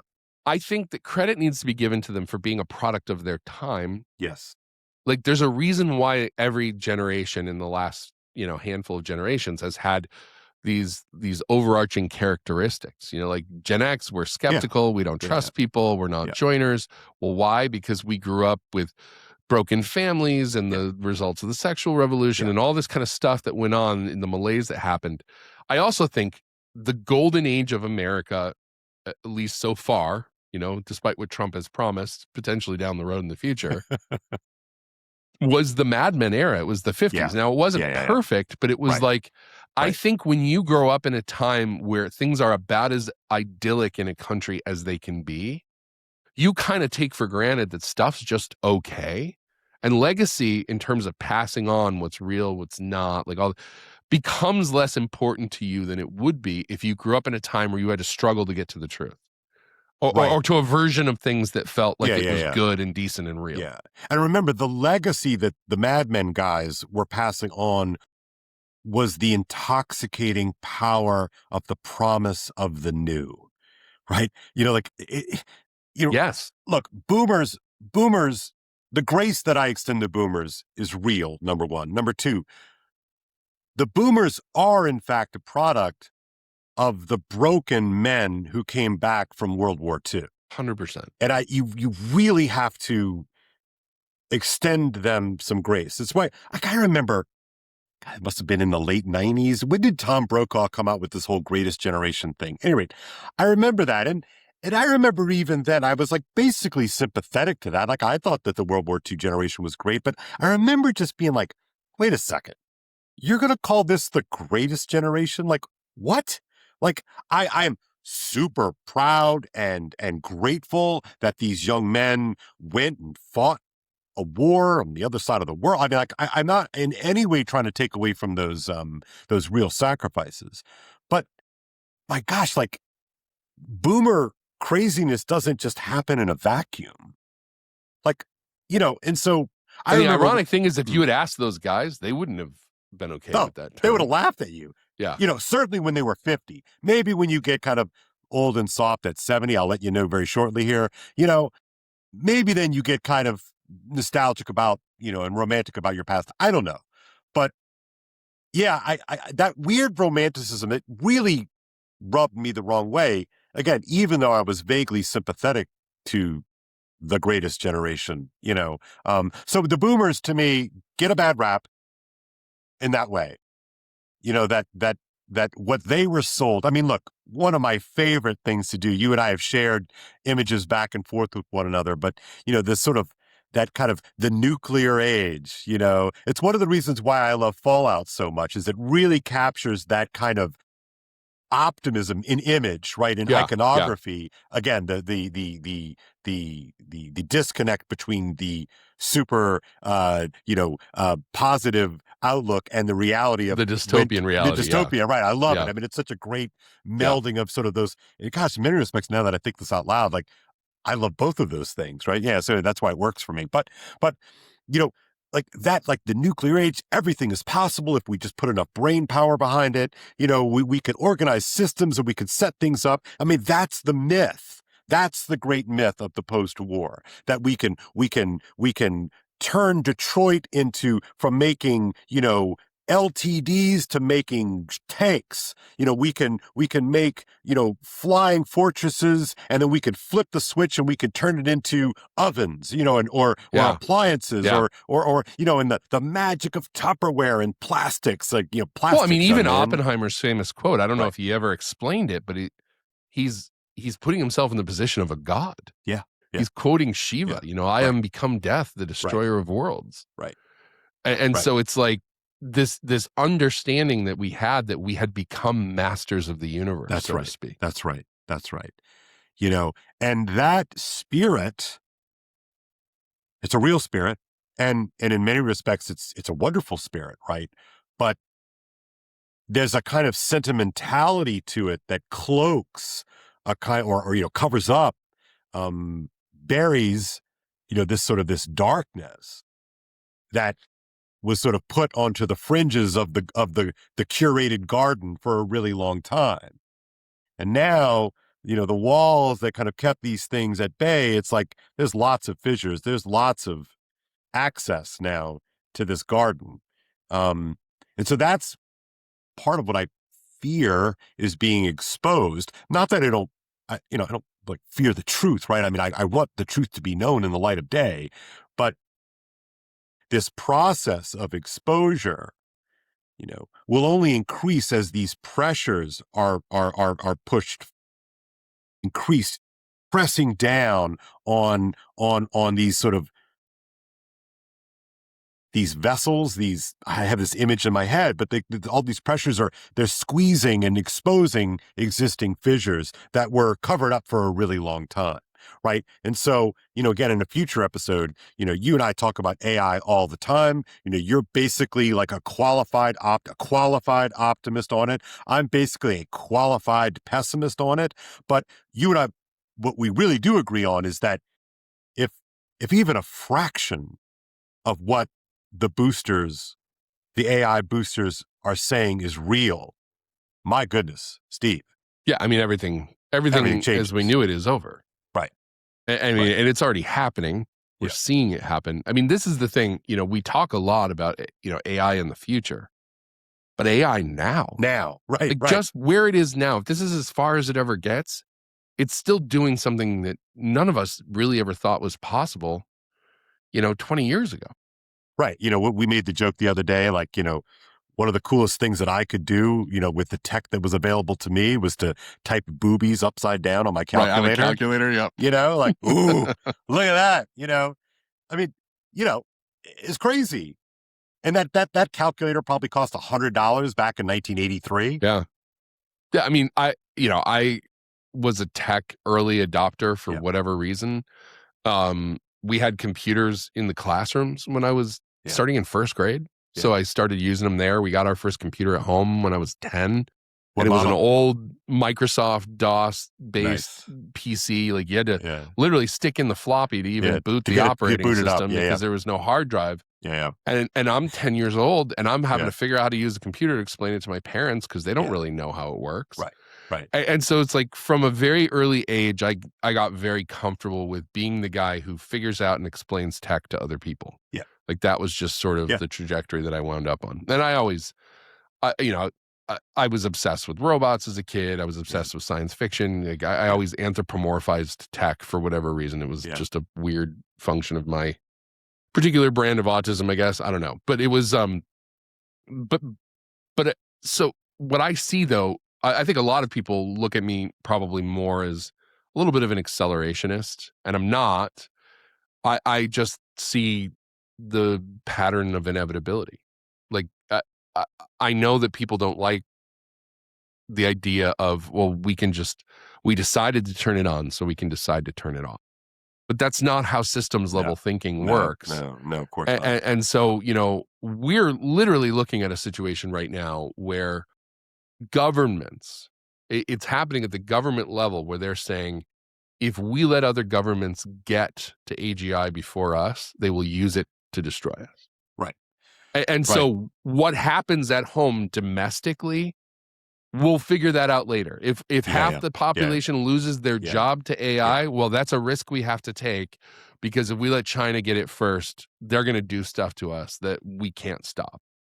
And so it's this arms race. And so the minute, that somebody started putting transistors on a silicon board, in the 40s or 50s, whenever they first started doing that, this was always going to wind up here. Like we were never going to not hit the point where AI happened. And people who are like, let's shove it back in the box. Let's put restrictions on it. Okay, well, China's not going to, Pakistan's not going to, like whoever. You're always going to have the people that are like, well, if you're going to slow down your development intentionally, I'm going to speed mine up because that gives me the edge. Right. And so where I come in here, because, we've talked about like the latest piece by the guy from Anthropic, Amadeo, talking about rites of passage. I think this is some really important stuff for us to monitor. Where I come in on this is I'm a skeptic, basically. I get the arguments for accelerationism. I do. And there are even these moments where I'm like, you know what? Hit the gas, right? I get it, right? So I do get it. But my question, again, I go back to this issue of legacy, right? I am not on the board of Anthropic. You are not on, the board of OpenAI, et cetera. You and I are not going to be making these decisions, right? So in the midst of that overwhelm, we know that we are going to be increasingly living in a world in which we already had tenuous control over our lives, and now how much less control will we have on the material reality of our lives? So again, my question is, what does it mean to be human in the age of AI? What is the right relationship that we, and again, I'm not worried about the two of us in quite the same way, right? You and I are, we have each other. I mean, our friendship is real because like we're very unafraid to talk to each other about. It's also rooted in the instinctual level pursuit we have of real meaning. Right. Like we can't shut that off. Sometimes it would be easier. Wouldn't it? I mean, like, let's just blast ourselves and just float off into oblivion, right? I mean, I remember one of the first memes you ever shared with me was, and you had said even at the time it was one of your favorites, but it was Cypher in the Matrix movie. And, he makes that decision to just go right back into the blue machine, pill and go eat a steak. It's like, and man, I know this steak is fake, but it tastes so damn good. And give me some of that red Cabernet. Ignorance is bliss, right? And so, look, we get that, right? I think both of us get that. But for some darn reason, the two of us have I can't put it away, right? And the other thing that I know, I can't put away is that, like, I care about what it means to be human, period, full stop. But I really care about what it means to be human for kids, young people who are in the midst of forming their identities, coming to terms with the limits and the heights of their own epistemology, trying to cobble together some kind of identity. And is there a way to carve out space for us to remain human? And I don't think that most of the people who are making these decisions, the big seven or whatever, however you want to dice it up, I don't think that they necessarily care about that. Well, think about, Steve Jobs, that interview he gave about how his kids aren't allowed to have iPads or whatever it is. He's making the technology, but he's restricting it at home because he's worried about what's going to happen. That kind of responsibility isn't showing up here, and I think it's because the race to the top is really urgent for reasons that we don't even all fully have access to. The interesting thing I agree, by the way. I was thinking about Steve Jobs the other day, and I come across he's one of those interesting characters that shows up in random books about off topics, and there's all this kind of lore about Steve Jobs. And in one of the books I've been reading the last couple of months, he shows up and he goes to Reed College famously, and it's a crazy place, but a kind of a cool place. I kind of like it begrudgingly, even though it probably doesn't jive with my politics. It's fine, right?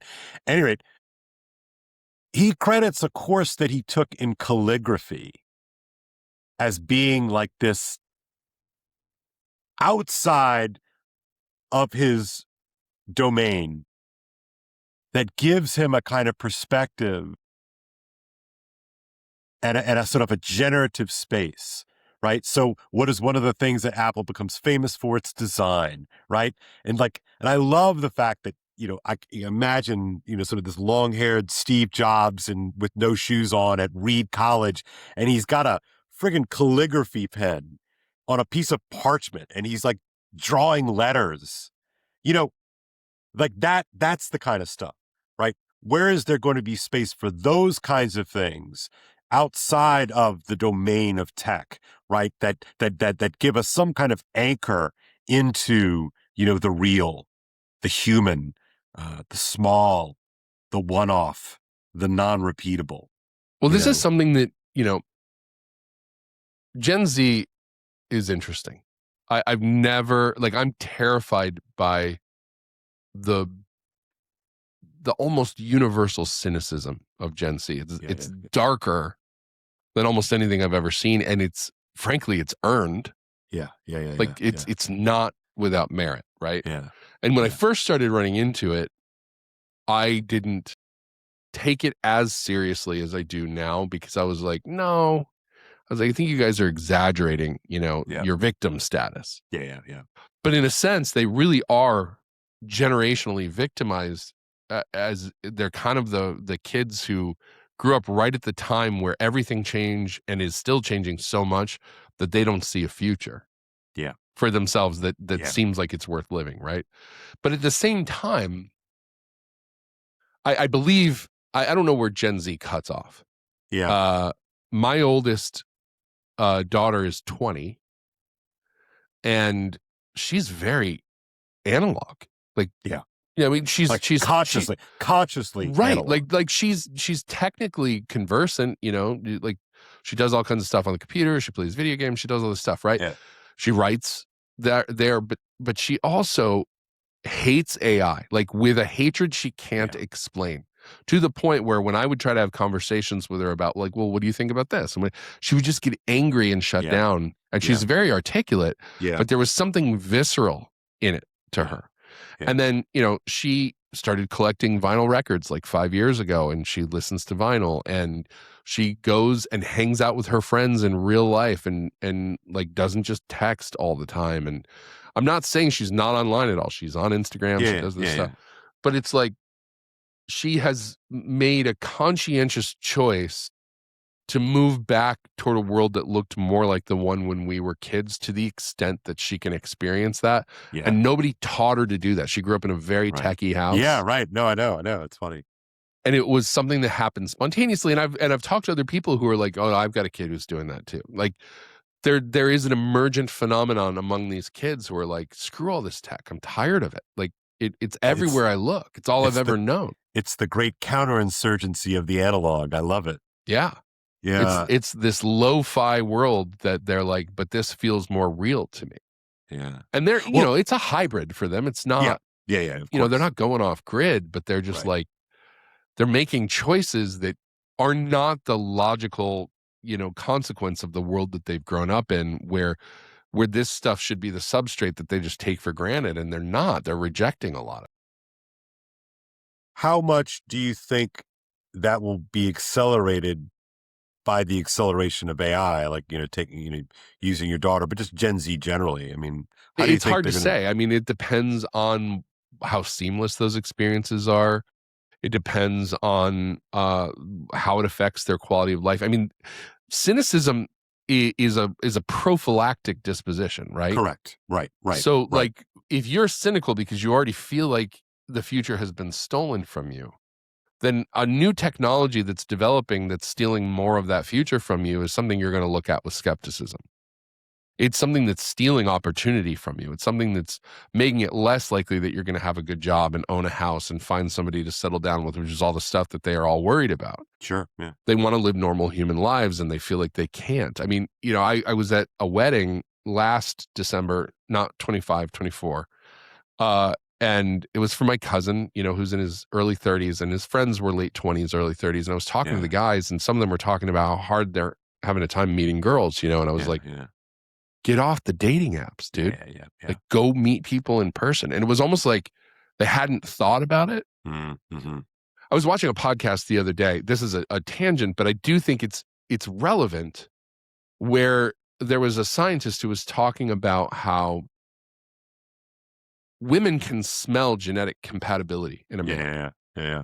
And they've done tests where they'll literally take a t-shirt, they'll have a guy put it on, he's not allowed to shower, he's not allowed to wear cologne or deodorant or anything, no artificial scents.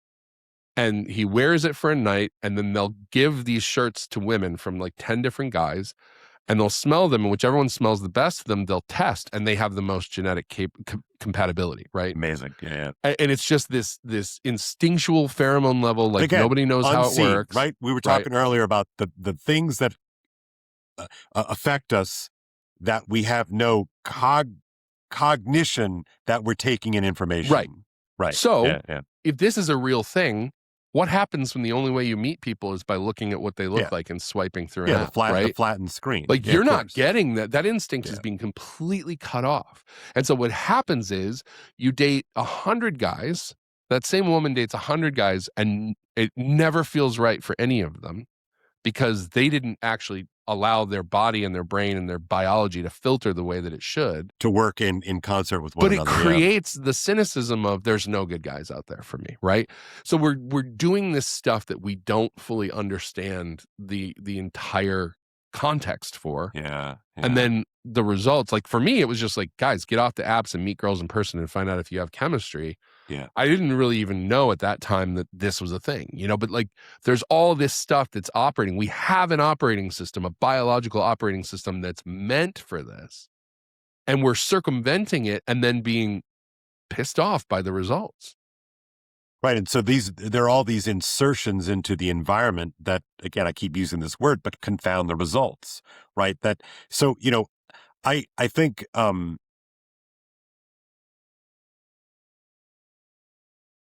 think that disconnect is going to go in hyperdrive.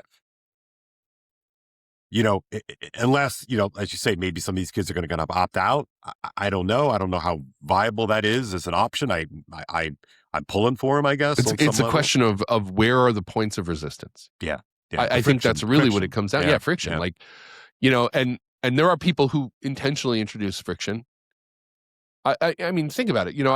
I think you and I talked about this the other day. Elon was talking about, you and I were interacting with it. He was talking about this future, where robots are going to take over and they're going to, like, there's going to be all this abundance. And because of AI, there's going to be all this wealth that's generated and people are going to live these lives of like luxury and abundance and they're going to have robot servants and all this stuff. And I'm like, if you had that, Elon, would you have become who you are? Like, without overcoming challenges, we don't become anything. And then you made the point that it's like WALL-E, it's like everybody just fat and happy sitting in their floating chairs, being entertained to death. Right. And I think that the position that you and I find ourselves in is that, look, the allure of WALL-E world, I'm making that joke, sorry. The allure of that is real, but I just know I know that I'm wearing glasses right now, that's just not viable. That is unhuman. And look, some people have tolerances for poison that far exceed my own tolerance for poison. I grant that. But in the end, meaning is, I don't know. I feel like we're made for meaning. And I do think we have an innate architecture that tells us when we're not getting it. And I don't know that everybody responds to that the same way. But I mean, I've experienced this very acutely. My life blew up and I got separated and I didn't want to. And now I live alone. And and there's a part of you that's like, man, I never had enough time because family life was so busy. I never had time to work on this stuff or watch the show I wanted to watch that she wasn't interested or whatever. None of it matters anymore. It's not fun because I'm like, it isn't meaningful unless it's shared. We're not just meant for meaning. We are meant for shared meaning making. I love that. No, and it's like, you and I had both watched Once Upon a Time in Hollywood. And we sat down and watched it together and enjoyed it more watching it together than we probably had separately. That's right. There's something in us that knows that there's more there. And as that stuff gets taken away from you, you can have an abundance of opportunity to do whatever you want and feel less fulfilled than you ever have because the context is wrong. And so that's one of those questions that goes back to what does it mean to be human in an age of advanced technology? I think there is something in us. I just don't know that everyone has the same sensitivity to it. I love this. This is very fruitful. The sensitivity thing is real, right? That, like everybody's allergic to X, right? Some people feel it right away and some people can go 50 years before they even feel it, right? So there's this, I like that idea of sensitivity, but I also really like the idea, because it's true, that both of us had seen that movie independently of one another. Both of us had brought it to each other and talked about it online, on the phone, and loved it. But man, actually sitting in my living room, watching it, and pressing pause while we go grab a snack or a drink or what have you, and then like keeping it going. And then it's funny because we didn't even really talk a lot about it afterwards. We went up talking about it later on, but just like that physically shared experience of a film that's totally made up, gives us a clue, I think, into a lot of our concerns, And one of the functions of advanced technology is, for whatever reason, not that it's intentional, is that it isolates and atomizes us. That's right. Because your phone is not like a widescreen, right? You're sitting there scrolling next to somebody you love who's sitting there scrolling, and you're having different experiences. And maybe you hold the phone out and you show something to the other person, but you're not doing it together. And one of the most regulating things that I did in the last few months when I was going through this personal crisis was to spend a month with, Father Joseph Krug out in Michigan. And I didn't see him most of the day, every day. But I would sit in on every podcast episode that he did in the studio, and there was an interaction there. And then at night, because he hangs out with his dad, because his dad's 89, and he lives with him, we would just watch stuff, whatever, sports, we'd watch a movie, we'd watch some show, we'd watch whatever. It was random. And we didn't talk much during the thing, but we just were there together, and it felt so much better than sitting here doing the same thing alone. That's right. Right. And it's even in the word, right? I mean, to belong, being long with someone, right? I mean, it's like, the particulars don't matter. Is it if it's a Lions game or a Giants game, or if it's an episode of whatever, right? It almost doesn't matter. I mean, it does, but it almost doesn't matter. But it's that shared quality of it, and our economy and our technology, unfortunately, are trained to pull that apart, right? That the bottom line is not, I mean, even think about this economically, Steve. you and I sat down and we watched Once Upon the Time in Hollywood. One of us bought it and we shared it. But if you're over there in another house and I'm over here in another house, they get double the money. Right. Well, and the same thing goes with the same thing goes with metrics, though. Like everybody is being distilled down into their component metrics because that is how you monetize people, like, right? What did Kale's right eye do when he was watching that video on Facebook? It gets way more complicated if they have to vector the delta between the two of us, like what we were each doing because we're different people. Right. And so you individualize experiences. And I don't even think this is intentional. I don't know. I mean, no. That's what I was just going to say. Probably some psychopathic marketing department somewhere that's like, we got to keep them all doing their own thing. But, but I mean, just to figure out a system that can mine that data, it's way easier if I'm doing this by myself. That's right. Like lab rats, it's like you can control all the outside factors and you can just sort of focus in on that one individual bit. It doesn't matter what the bit is, that can cycle in and out. But no, I think that's really right. And so maybe I mean, look at you and I interact every day pretty much. Yeah. Online or through chat or whatever. Like, we don't call each other all the time, but we're messaging each other and we're interacting on X and stuff like that. We didn't have a script for this show. We didn't have bullet points. We didn't have anything. We trusted the fact that if we got into a room together and looked at each other and talked, we'd have plenty to talk about. But this happened organically. Like, not a single bullet point written down. Right. Yeah. And so we're having this conversation that we're, I don't even know how far we are into it. I don't even care. We're hour deep. And 49 minutes. Oh, we're deep, my friend. We're deep.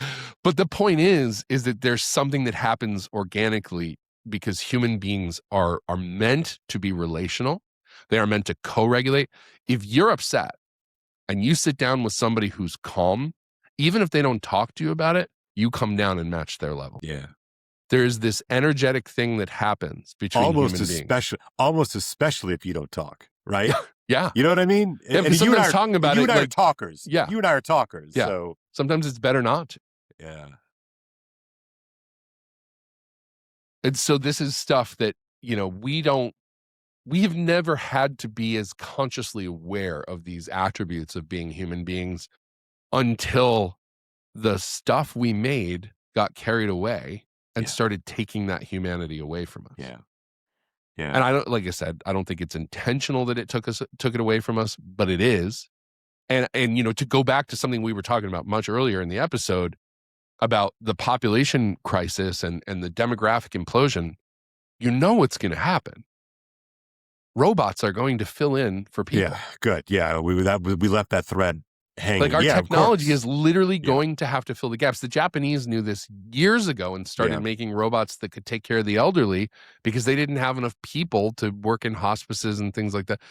So, and those were clunky models compared to the stuff that we're seeing coming out now. And you pop an AI into one of those things and it can talk to you.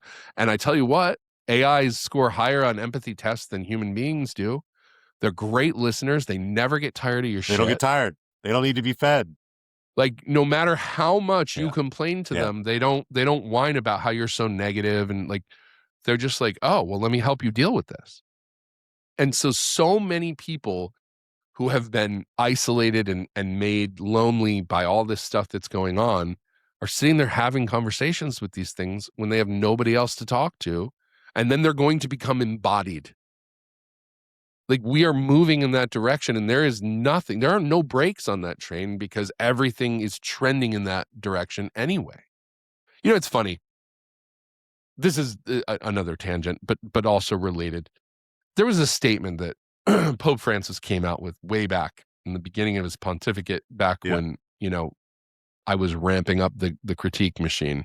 Oh yeah. And he said something along the lines of one of the greatest evils in the world is the loneliness of the elderly. Yeah. And everybody in the conservative side, the traditional side, made fun of that because we're abortion and euthanasia and da-da-da-da. But when you experience true loneliness, when you experience true isolation for a long enough period of time, you're like, holy crap, like he wasn't kidding. This stuff will cripple you. And we are all being put for various reasons into Yeah. situations Yeah. where we are spending most of our time alone. Right. There's a great book that I want to recommend to you. I read it about 10 years ago when it came out, but I picked it up the other day because of something one of my kids said in class. But it's called Alone Together by Sherry Turkle, and very famous writer, MIT, writer about this. And in the book, she talks about how we have gleefully jumped into a world in which we are substituting human connection for the robotic or the technological. And again, she's very like non-judgmental about it, which I appreciate. She's just kind of being very almost matter of fact about it. But like, look, this is what we've been doing. This is what we've been doing since we introduced Tagochi robots. Right. Tamagotchis. Right. Right. We've been, again, who's in charge? I'm not making any kind of conspiracy theories, but we have been being prepared for this moment and the AI moment. We have been being prepared for these technological incursions into our lives for a really long time. And again, good, bad, some's good, some's bad, right? I'm not making that point. We have, and there's the dark side, that loneliness part. So the name of her book is Alone Together. Yeah, I've heard of it. Yeah. It's worth your time. Again, it's so interesting to read a book like that. It's written in 2015. We're in 2026 right now. TikTok wasn't even a thing. Yeah. Twitter's brand new, Facebook is brand new, right? Ish. And so it's so interesting to sort of see the things. She's like on a limb writing about these things in 2015, and now we have the benefit of a decade, right? Man, it's really eye-opening. But my takeaway was that we have been being prepared for this. Again, who's doing the preparing? I'm not, that's not my point. But we have been being conditioned to accept a simulacrum. Can't help but wonder if it's a catch-22 from the beginning. Yeah. Because where did Tamagotchis come from? They come from Japan. Who's been in demographic crisis the longest? Japan. Right. Who's one of the most highly urbanized cultures in the world, where having real pets is a pain in the butt because you're in an apartment building and Japan. So you create digital pets that don't make messes, and if you don't feed them, they don't die, but you give those single children, because there's just one child in those families, an opportunity to take care of something that isn't quite real, so they don't feel quite so alone. Like it just perpetuates. Yeah, that's so true. Wow. Yeah, that's an interesting genealogy, isn't it? Like I have no data on that, but I bet if you look into it, that's why they were invented. Yeah, no, I love the intuition. I think that passes the sniff test, right? And again, it doesn't have to be a nefarious, mustache twirling moment where what I will do is I will create robots as a replacement for people because it's not, I don't think it's that way at all. No. But one of the things that I found fascinating is how different people's experiences of the same events can be depending on context, right? And so specifically, when COVID happened, we had 7 kids at home. Yeah. Like everybody was like, man, it was so hard on the kids. It was so hard. My kids loved it. Yeah. Because they had each other. Right. Like they played together, they either did online school or they homeschooled together, but then they were together and they were doing stuff. We had a pool in the back and never once did I feel like my kids were psychologically suffering being isolated from school because they had a community.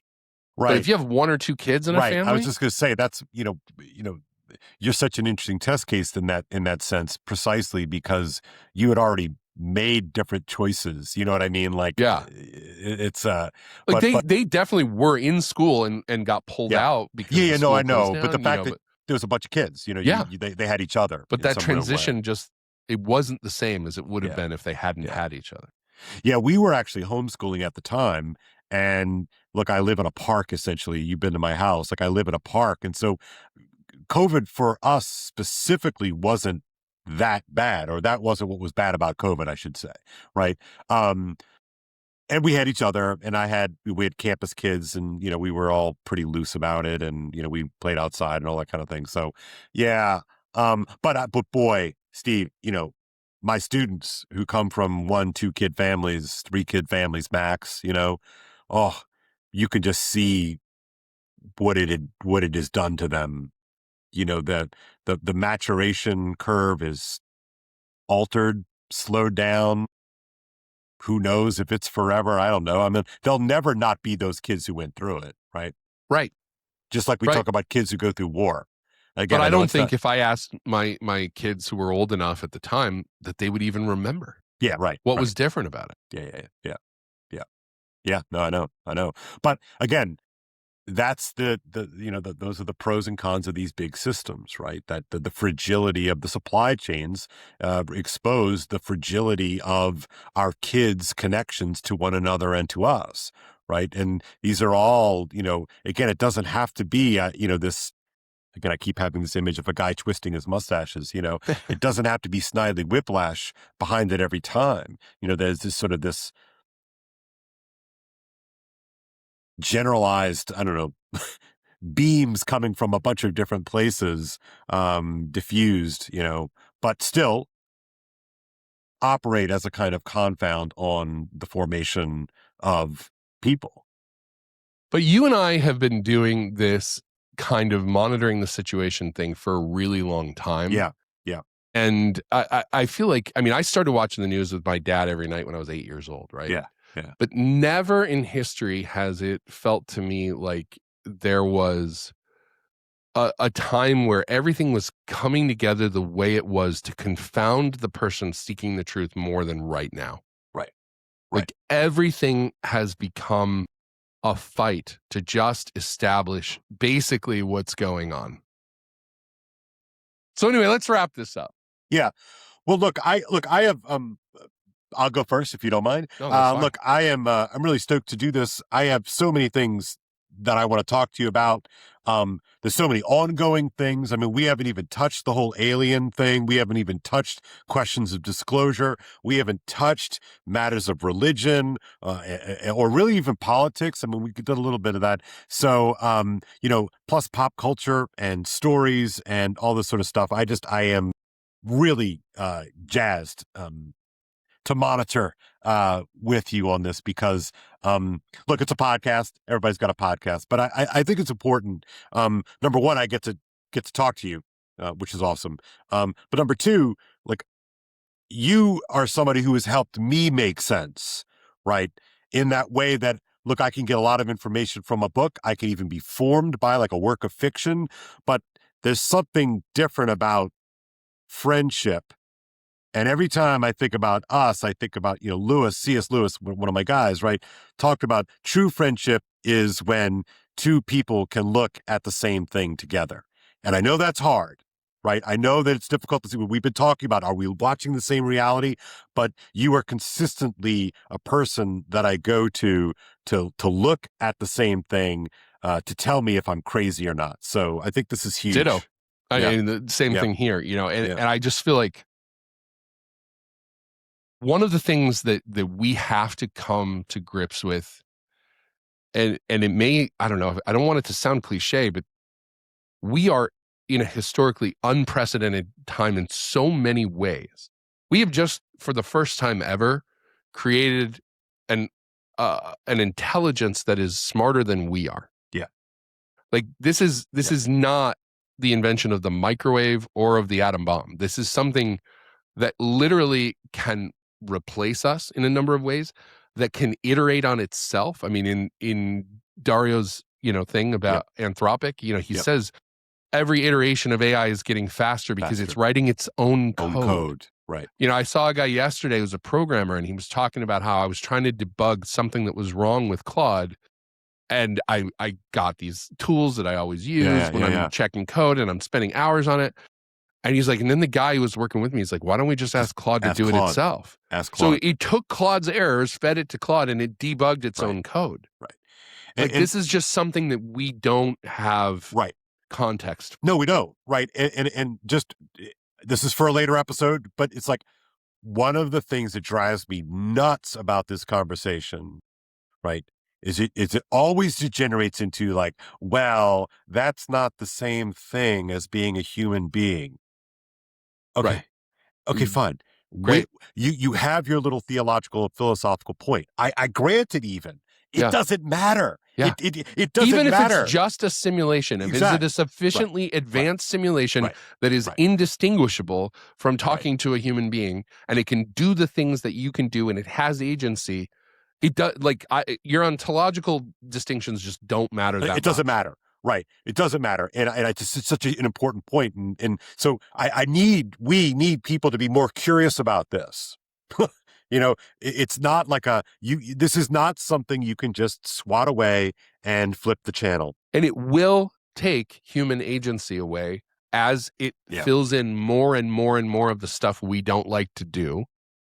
We will stop doing those things. And, you know, to me, this is sort of analogous, but in a bigger way to like the Native Americans, you know, who ended up coming over to the modern American diet.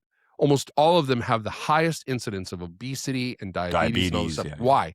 Because evolutionarily, these were lean machines that were designed to live on the minimum amount of sustenance, who had to hunt, who had to gather, had to do all this stuff. And then you just give them abundant, easily digestible calories. That's a great analogy. And people look at them and like, oh, they're Slavs, da-da. They were made for efficiency, and then you just handed them buckets of rocket fuel. And their bodies did what they were designed to do, to maximize and optimize those calories and to store everything for later, because the body doesn't know that everything just changed. Yeah, it's so good. That's such a and our so minds, our psychology, like the way that we interact with the world is going to suffer a very similar fate, I think. And there's not much we can do about it other than to try to be aware of it and course correct as we go. But that's one of the things we have to explore. Yeah, and that's, you know, that's why I think you have to think of this in axial terms. Like it's this big of a potential shift for us as the axial age in the past. So anyway, that's good. That's more for later. I'll have to write up notes for that one. I'm afraid. So yeah, we're gonna need an agenda one of these times. Yeah, indeed. All right, Steve, this has been great. Yeah, love you, man. Appreciate it. You too. Monitor on. All right, bye.